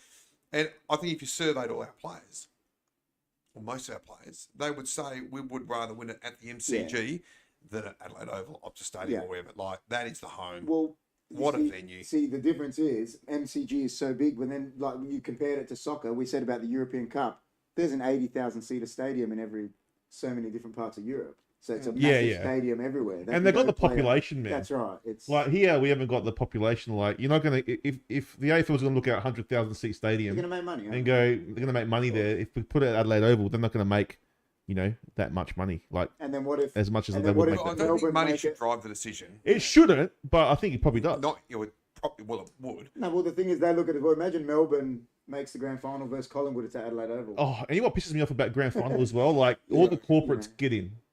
Like, people that don't even follow footy are in there, like, pissing it up. Us fans that love it can't get in there. No, and I get that. And, the irony is that 2010, replay that they had Collingwood St Kilda, the following week it was a non-corporate event because They it had didn't already have been sold the assigned week tickets, before that yeah. time. And it was still sold out. And it was probably the best grand final experience, even though the game wasn't close, Yeah, because yeah. it was literally a 50-50 Yeah. crowd of Collingwood and St Kilda. So that's why what I it say should be. that's why I say preliminary final weekend's the best. If Port is. and Crows make a grand final against each other, right? It'd be sold out. You Oh, reckon? yeah, of course it would be. Yeah, and it would be at the MCG. This Yeah, is the, that's this what is I the wouldn't be unbelievable Crow- irony. There'll be no Crows and Ports. There'll be only a few Crows Port supporters. Be all like corporates in there. Yeah, well, what it would be, Yeah, like, no. they have a formula where it's based on membership base, so the split is there's a percentage, 25, whatever it is. Whatever it is, yeah. I think Adelaide supporter membership base is 2,000 or 3,000 higher than Port's at the moment. So Adelaide might get 19,500 seats, and Port might get 18,600, And then the rest is and then the rest is corporate MCC Yeah. members, Yeah, that's corporate, crazy. That's crazy. other distribution to other clubs. So Like, it would just be like, if you have like two sides, it just, like, as you said, that second grand final would be crazy. The Don's gone mad. He's Don has. gone. I love it. Hey, can I answer that other question? I love that. He said, Don's gone. I thought that Kerry can talk underwater with the mouth of the marbles at North. Give him a run. and then that's actually my partner underneath. That's her name, Cuban Pete on there. She's cracking up laughing. The HFD boys should do laid back chats with the players, like regular chats. Albert, hint. No. I don't mind that. Can I go back to that original question that was, I think, from Dimmy about State of Origin? Yes, that's the one Yeah, I said. You all read right. it? I said, so That's good. what are your thoughts on, before we get on anything else, let's make that the last one, because we did say we want to preview the season a bit. All right, well, yeah. Let's make that okay. We can make that the I last could one. be here all night talking to you, man. Oh, thank you, mate. You're too kind. I've got- I appreciate it. I'm enjoying it. Once he answers this, since Helena's been in the chat, I've got one question he's going to answer before we preview the season. All right, no worries. All right. The State of Origin. Oh, look, this is not going to be a popular response. It might be. Hey, look, this might get us thousands of views on TikTok. It might be popular. I personally don't Like it. don't like it. No. I see our competition now as being club based. Yeah. You put so much equity and emotional connection into your club, and then to see Rory Sloane or Travis Boak or Robbie Gray go play for Victoria, and then villains such as, I can't even think of someone from SA that's playing over in Victoria at the moment, but is there a big SA player in Victoria at the coming moment? over to play back for SA. Is Ash playing somewhere? He might play. Ash maybe. He's South Australian, isn't he? I'm just off the My top. mind's gone Lockie Neal. completely. Is Lockie Neal South Lockie Australian? Neal comes back. There Right, you go, perfect Lockie Neal. example. Comes back, captain's SA. Yeah, because of Brownlow medalist. And you're suddenly going to switch your allegiances and No, I barrack agree. for a side I'm actually with Daniel. based on state of origin. Oh, come on, Lockie Neal, come on, you can beat Travis in this one-on-one. Come on, hold the ball. You know, like it just doesn't. I can't. It's club versus club now. We've grown past that. But I'm actually with him. I think State of Origin is a rugby thing. It's not a. And you know what? It I is. watch the NRL.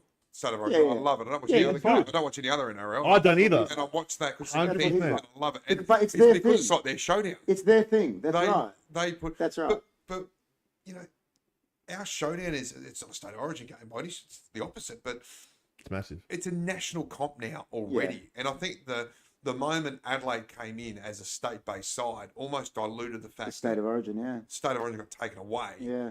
And then from that point, it's grown since the late 90s. The national comp has become bigger than just a state base. I think that's, it's funny, romantic, but it just It's won't funny Daniel work. says that. See, I don't know much about rugby, but I remember the State of Origin when Greg Inglis was playing for the Rabbitohs and he was Brisbane's best player. But he was playing for a Sydney team. Yeah. And then they got to support him when they hate him. That's weird. Do you know what I mean? Like you're saying. I actually agree with it. It's like one-on-ones. You're barracking for a guy you would normally boo for, and you're booing a guy you normally adore. Yeah, it's weird. Yeah. Like it's Maybe he worked in the 90s in that era, but yeah, now I think it's weird. It's because in the 90s it was separate competitions. The Sandford were effectively playing the VFL Correct, and playing the Waffle. Well, it was. I remember that State of Origin when Kernahan came late to the game because he got caught in traffic. Yeah. Right. But it was, there was McDermott or they were playing SNFL. Yeah. Like, Yep. There wasn't any real trades. deal, yeah. The players that you had in the teams are pretty much the players. It wasn't, you got the trade period now. There wasn't as much happening then. I hate the trade. So you had the same, I hate the players. trade. I was saying that to him before you rocked up. I said, I liked footy when I knew whoever, Carlton traded someone, he was going to be a Carlton player for life. Yeah. The only big trade I remember I said was Tony Lockett. The others, Wayne Carey got delisted, so it wasn't a trade. Modra got delisted, it wasn't a trade. He went to another club because something happened. Yeah. So Yeah, true. I love that. do It like was trade loyalty. period, There's though. no It's loyalty exciting. anymore, but there's no Trade period. loyalty. are you happy with our what 4 guys we got? Oh, well, I'm biased, like absolutely biased. But I love it. I love it because I'm biased too. But you've got. But you've got to be. You You're have to filling, be. You're filling 4 gaps. Yeah.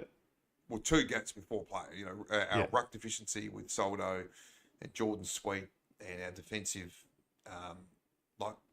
Ali was our tallest player last year at 193 centimetres. I know. Now we've got Radicalier.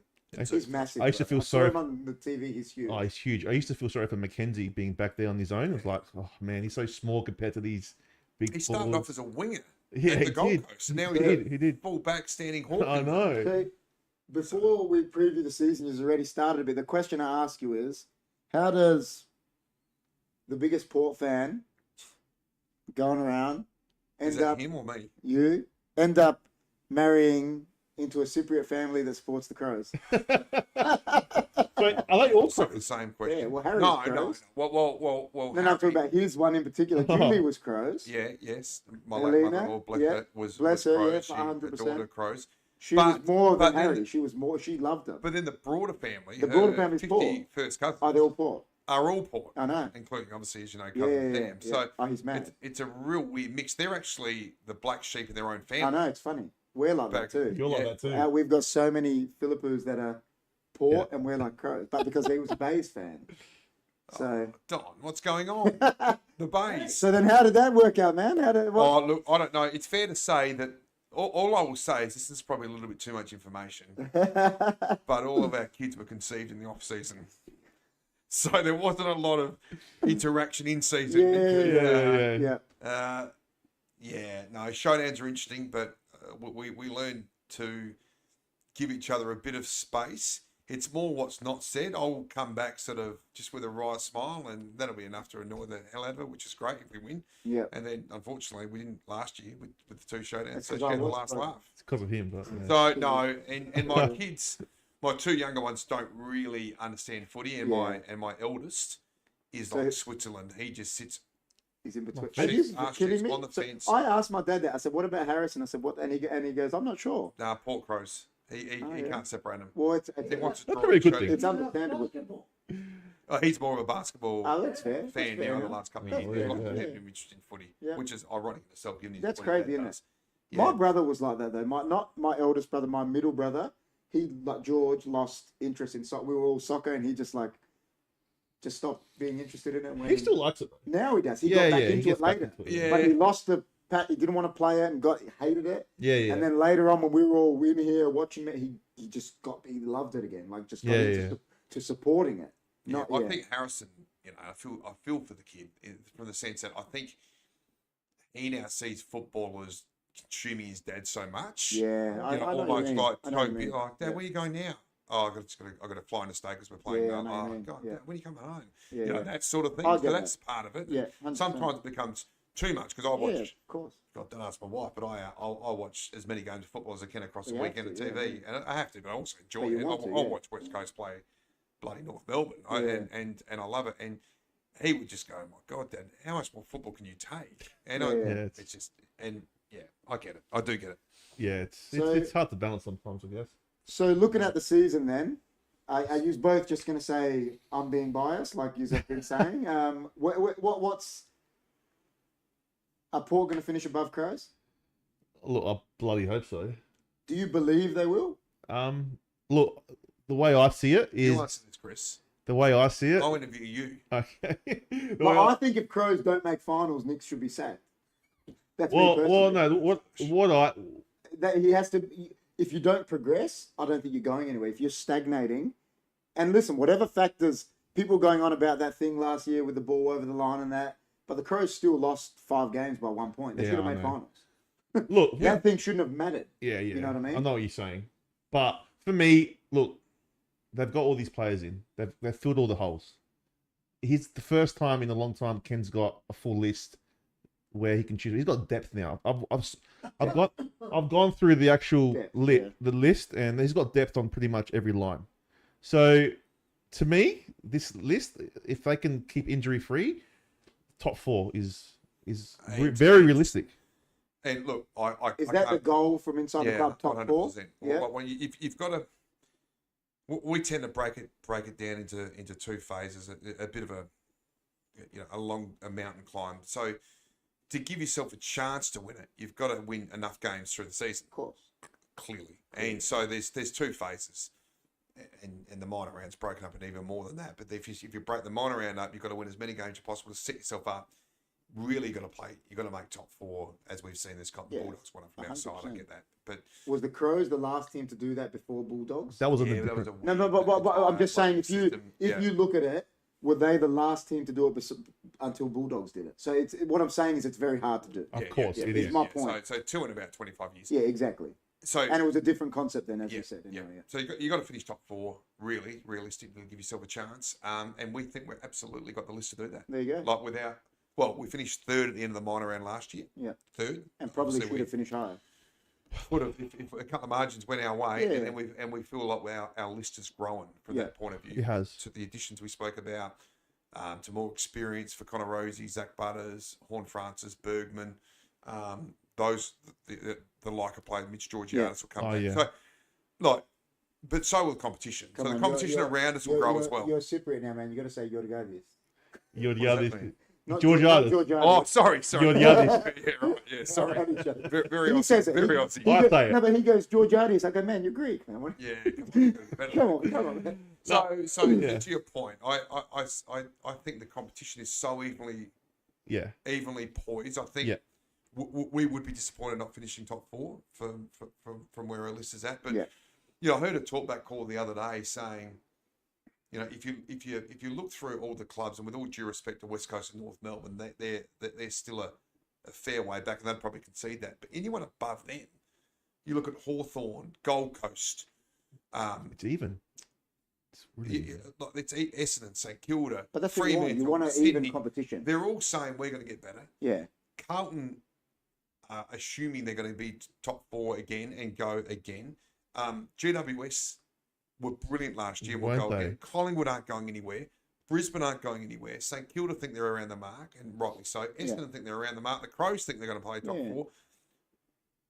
Not everyone fits. No. Well, I was saying that to him earlier. I said, teams don't fit into a top I was saying 4. that to him earlier. I was saying, Carlton could go do what they did last year and lose 10 games. They did it.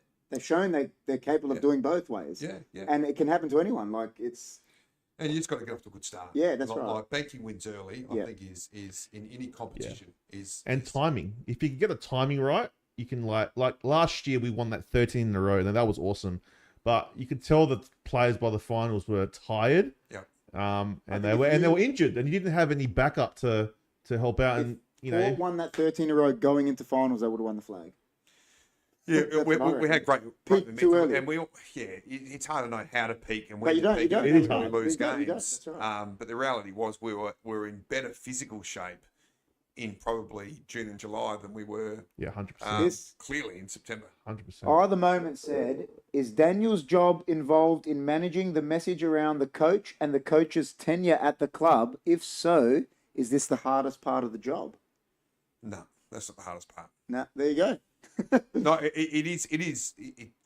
My role is to work closely with Ken, our CEO, on the board around all sorts of messaging, including PR the reasoning why we make decisions. Of course. Is the messaging. It's not spin. It's actually PR. It is part of PR, but it's actually this is the context. This is why clearly articulating why decisions are made. Yeah. Why games are won. Why games are lost. Why Ken got a contract extension for 2 years. But the thing is now, because you have, you're saying for now, it's like they have to explain it. Whereas back in the day, they didn't have to. Well, they lost a game, they didn't have to explain. Exactly. Barely did a press conference back in the 90s and so forth. So, yes, it is a significant part, and our members and supporters deserve to have that connection with their players and coaches and understand why decisions are made. Like they're invested in the club. They're key stakeholders within the football club, and they absolutely deserve to have a connection or access better than they've ever had. There you go. Wow. Okay, there you go. Good question. All right. The moment getting in with the question. So the season AFL 2024 season. Who's your premier? Like, can you say that or not?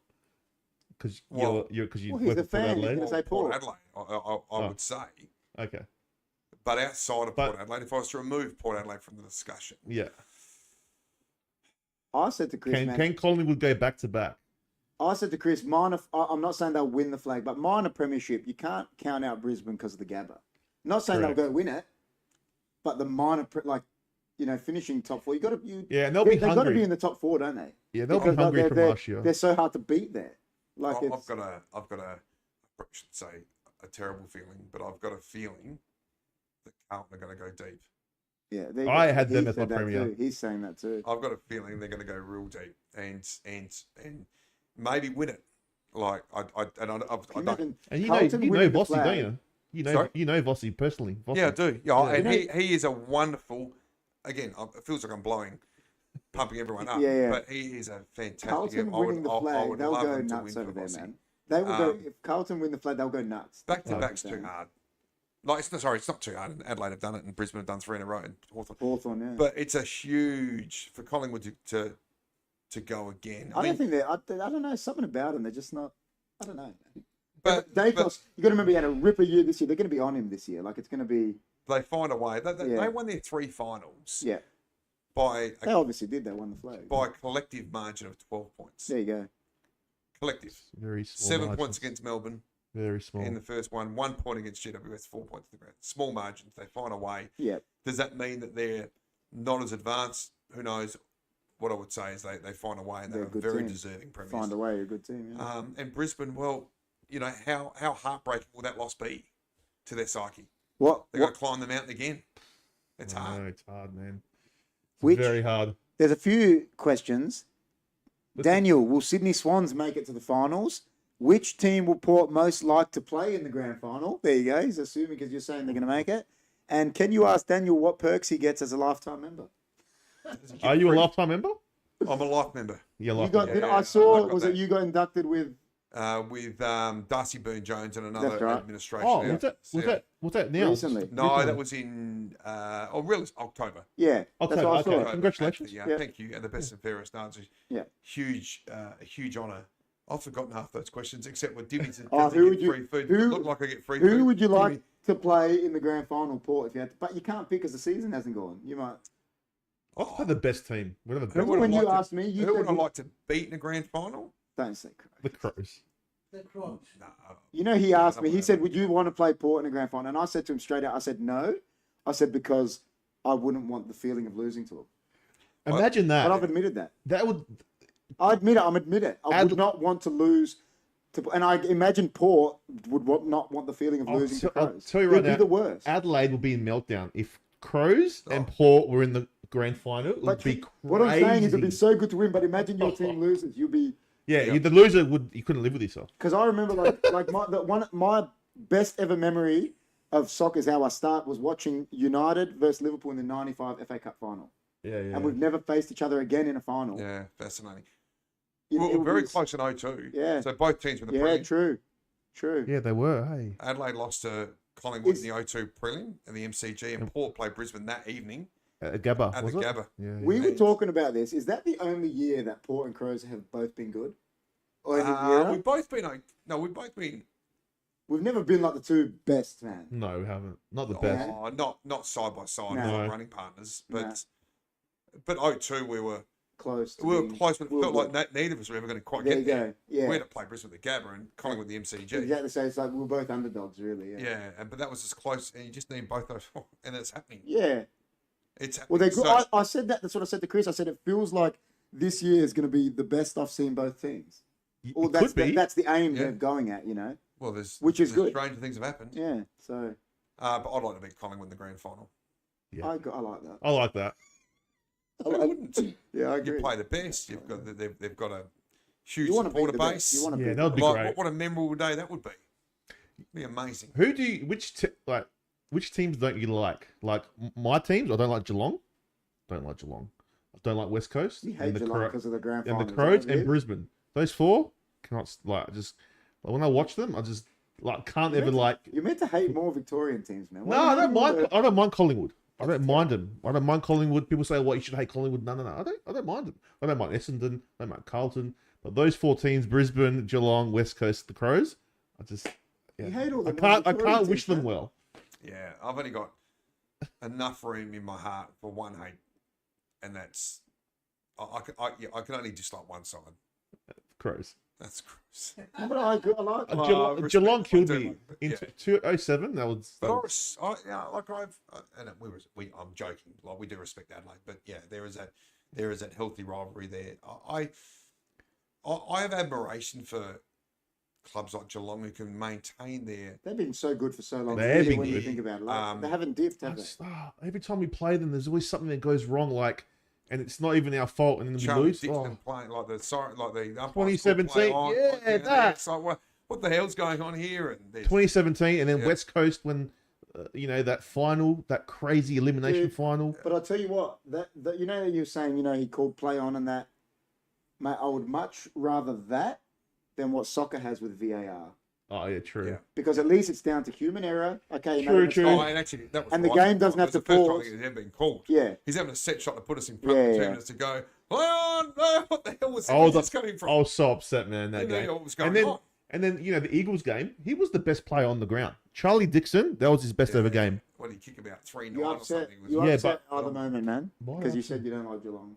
Sorry, But he guys. said 07 Geelong broke the drought. No one was stopping us that year. No, I think anyone that played Geelong that game, the 119 hurts me, but I've got it over At least now. you've got a But record, man. that's right. But I just I can't. Every time there's a grand final playing, I'm like, oh, I hope someone beats them by over 190. Helena says we hate you too, Norts. Does she?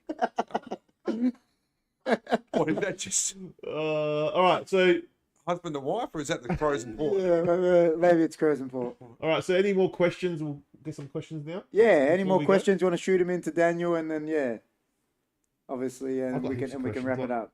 What's your favorite? Like, who's your favorite player that you connect with the most now? At the club? A really good question. I've got a really close relationship with.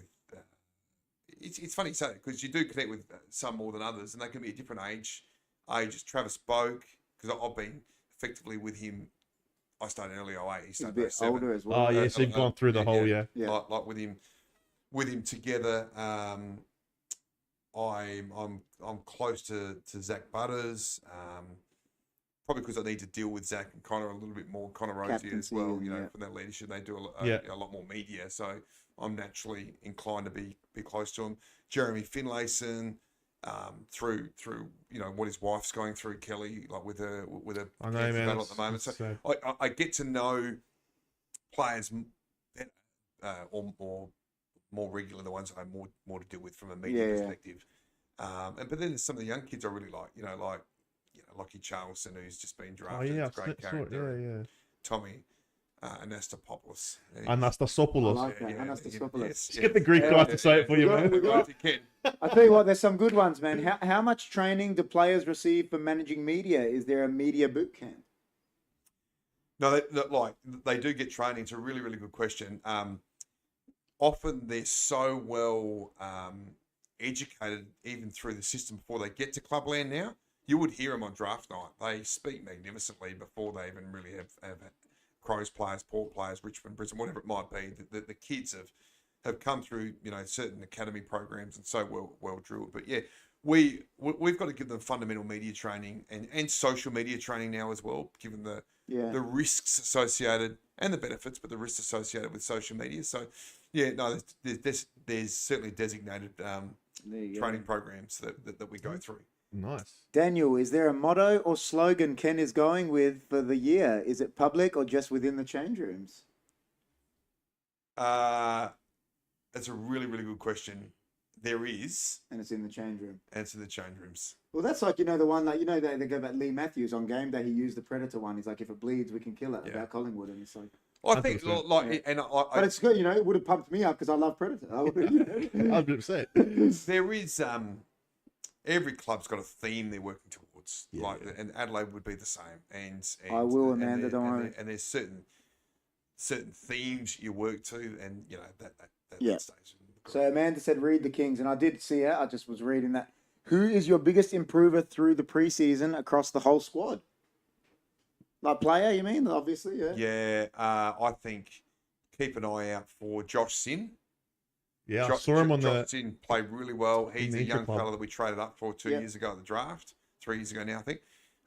Left footer, speedy wing halfback, first round draft pick, almost like one of the forgotten ones. So you automatically think of the Rosie Butters, Dursman's gone, but Rosie Butters, Bergman, should I say, and also Horn Francis. But Josh Sin is the one that's sort of been sitting injury prone in the background, and he's had a fantastic preseason.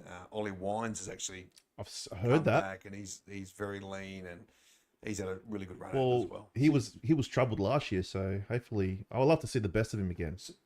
So you said that Josh Sin, he was injury plagued, like young, but he the preseason he looks like through that. Strong. I know I've seen it in playing. Like there's some players that they get injury prone young and they can never get away from that. But then there's some that they get injury prone young because their bodies are still growing. Yeah, that's and they get away from it. Yeah, and then they never get an injury again. Yeah, getting used to the rigors of AFL exactly, training. It's different. And the recovery and sleep and everything. It's just like, my goodness, it takes them a while. Completely different, yeah. Really impressive. I've got high hopes for Josh Sin. Amanda reckons Horn Francis have a bit. Horn Francis has had training in the house down apparently. Belter. Is that true? Oh, Horn Francis. Well, effectively, this is his first preseason. Yeah. Because true. North Melbourne was obviously disrupted for a variety of reasons. That was 2 years ago. last year when he came to Port Adelaide, he had sort of a leg issue at the back. We had surgery on the back of his leg, so he's got these scars on the back of his leg. So he only started running last year, very very late in pre-season, and then hit the ground running in round one. He's had a full pre-season. He's a beast at the moment. Man, well, I always say, like, I remember when I first came through seniors, I was like 16, and I always say you never get going till you got about 3-4 pre-seasons. Yeah. Oh, yeah. That's what I think. Or 50, 60 games under your belt. Exactly. You know what I mean? And then you see those, and the Crows are in that period now where, to your credit, you've got games and need some younger kids, and 100%. You'll start the growth now. Yeah, it does. You've got to get 50, 60, 70 games. Because you get those games, and those pre-seasons are so important, man. It's like, they're... Well, I'm excited. I'm excited for the year. Well, you look at Chris. You've got to fire up a bit. Come on. I'm excited, man. Keep thinking, mate. I'm in Bay 1, 2, 3. So yeah. Is that near the race? I'm near. You know where the Crows race is? Yeah. I'm like right behind that. Right. Okay. Undercover though, like under the grandstand. Yeah, okay. So when Daniel said he's on the boundary, you go, no, you can. I'll just jump the boundary, like shake and hand. then all these people go, how do you know Daniel Norton, man? You go, he was on my podcast. You know what I'd love to do one day? I don't know if you ever get us in there, but you know that underground thing you can watch them train. Oh yeah, in the locker room. Yeah. How do you get in there? I'll got to know someone. There you go. One day to get in the whole rooms after the game. That would be so much fun, man. Yeah, now, I'll get you in. It's not what you know, it's who you know, man. See that? I'd love to. This is like a question saying, I don't know, scouting, I'm guessing. Does Daniel do research on potential player acquisitions, profile, and character? Well, I don't, but we certainly have a list management group 100%. that absolutely. Timmy's on fire with some of these questions tonight. Very, very impressive. Yeah. We do absolute research into character, and you will go from speaking to their school teachers, to their family members, to meeting their family, to their first footy coach, to their last footy coach at junior level. You do all that. I mean, you've got to get the balance right. You know, most clubs now have a, without being crude, like a no dickhead policy. 100%. Like you need to have good citizens. Yeah. Who are good players. Yeah. And we're really, really fortunate. I say it to Chris, man, I'm telling you, I'll tell you, and I've told you this before, I'll bring it back to the soccer. Sir Alex Ferguson invented that. I'm telling you, he did. He writes about it. They're doing a Harvard doctorate on him now, like, because he used to go see the parents when no one was doing it. Yeah. See the parents, find out what the kid's like. And he could have been Lionel Messi, but if he was a dickhead, he wasn't coming to your club. Yeah, and he invented that.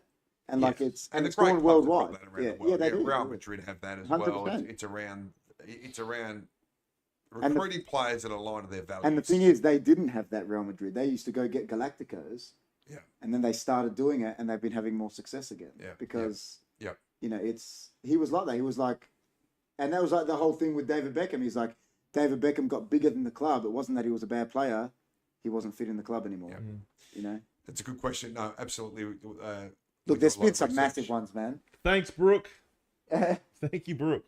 Great insight. Love the interview. I'll see if I can read that one before it goes. Ken was largely responsible for Geelong's take it on at all cost footy because he realised we were getting shallow inside 50 entries. Does this philosophy hold today?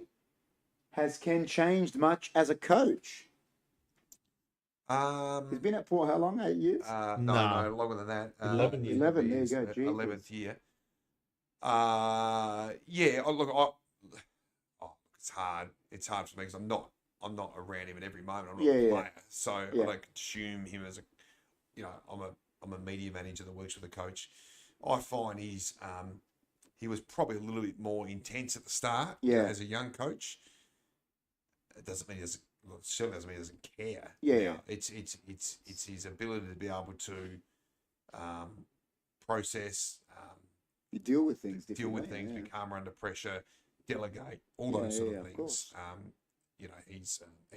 He's a far better coach, as you would expect today, than he was when he started. He's got experience. 100%. There you go. Beautiful. I like that one. Any more? Brian Clough was. Brian Clough was doing it before everyone, except he was drunk. He was a coach. He was a coach that he got Nottingham Forest promoted from Div 1. Yeah. And then the next year he won the equivalent of the EPL, and then the following 2 years he won 2 European Cups in a row. Like, Wow. Unbelievable. It was unbelievable, yeah. With like, like guys that were, It's phenomenal. Wow. yeah, crazy. Crazy. Wow. Crazy. But Well, mate, it's been there a you go. So obviously, I'm not going to ask you premiership predictions, am I?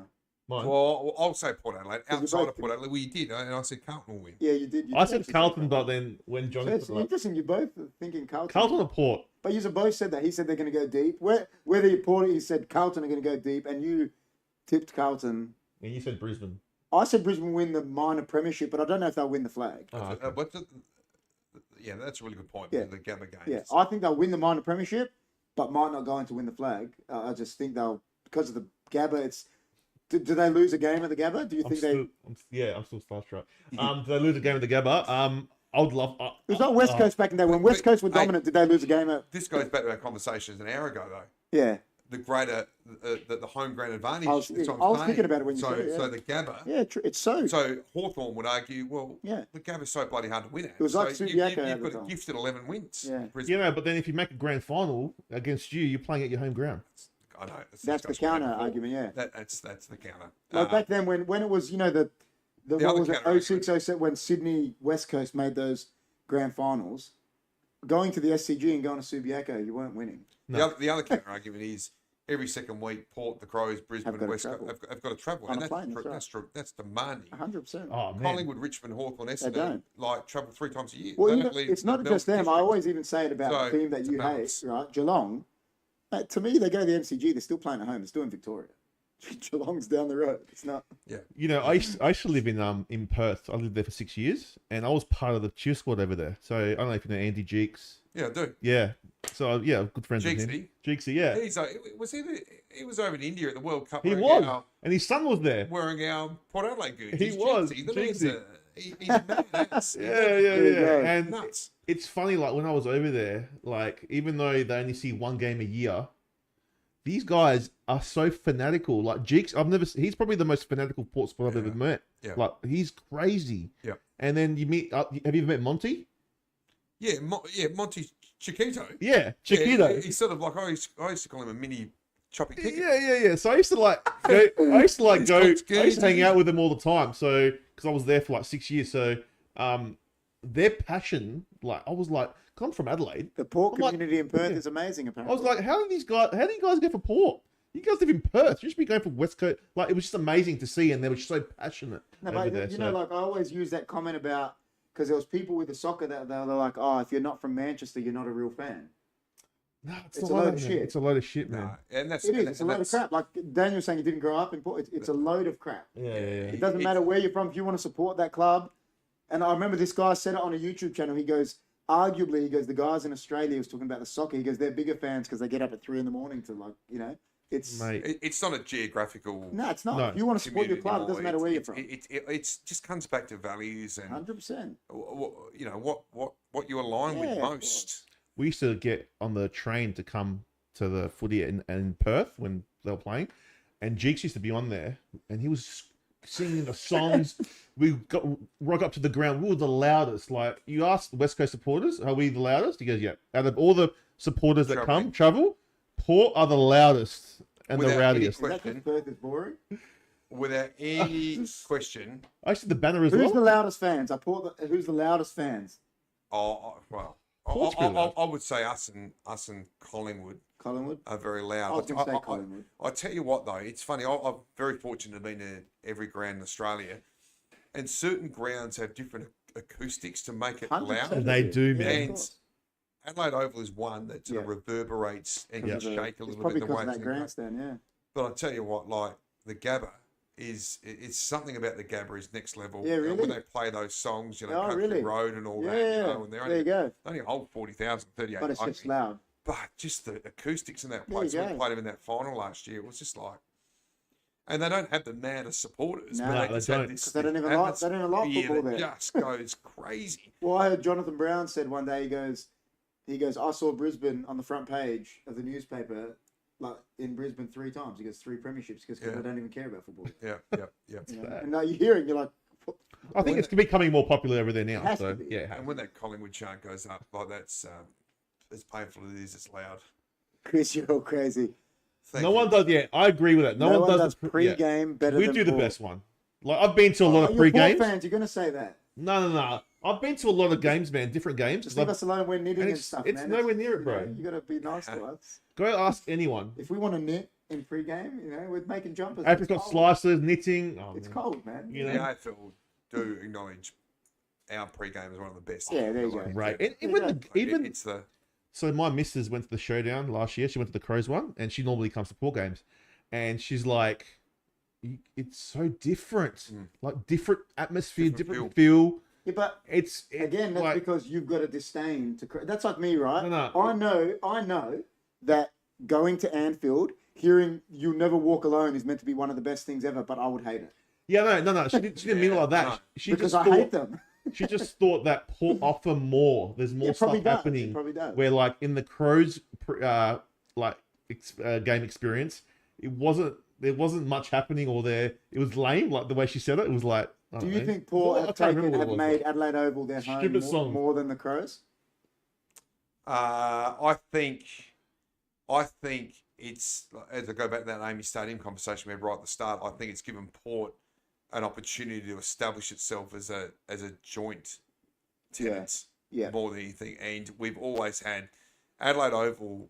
Port have won flags there before in the 60s and 50s. 6 in a row there. Yeah. So the old school see it as being totally Port Adelaide. Yeah. You know what I mean? Like I love it. There's a familiarity with Adelaide Oval for Port people.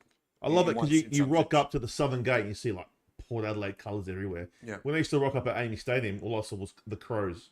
Crow Mania. And I was I agree with that. Like as a Crows fan, that the Amy Stadium, like there's something about Amy Stadium that the Crows have today. It's it just didn't feel like No, I agree. Even though we won heap of premierships there in the 80s. We did. But it just lost that lost that appeal. We'll leave on the last one by the Don. He says in the AFL there is nothing like atmosphere they produce in the EPL.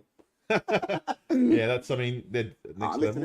That's different too. They've got their own. Like when I went to games over there, they were on the train. Like these guys were singing, and it was the loudest thing I'd ever heard. And it was in a train, and they didn't stop for 40 minutes. Like I don't know how they kept singing. Yeah. I was like, these guys are like phenomenal. They're just but it's like you said, you love the club. But listen, it's been a real great interview. Thank you so much. Go the Carlton Blues. All right, Thanasi.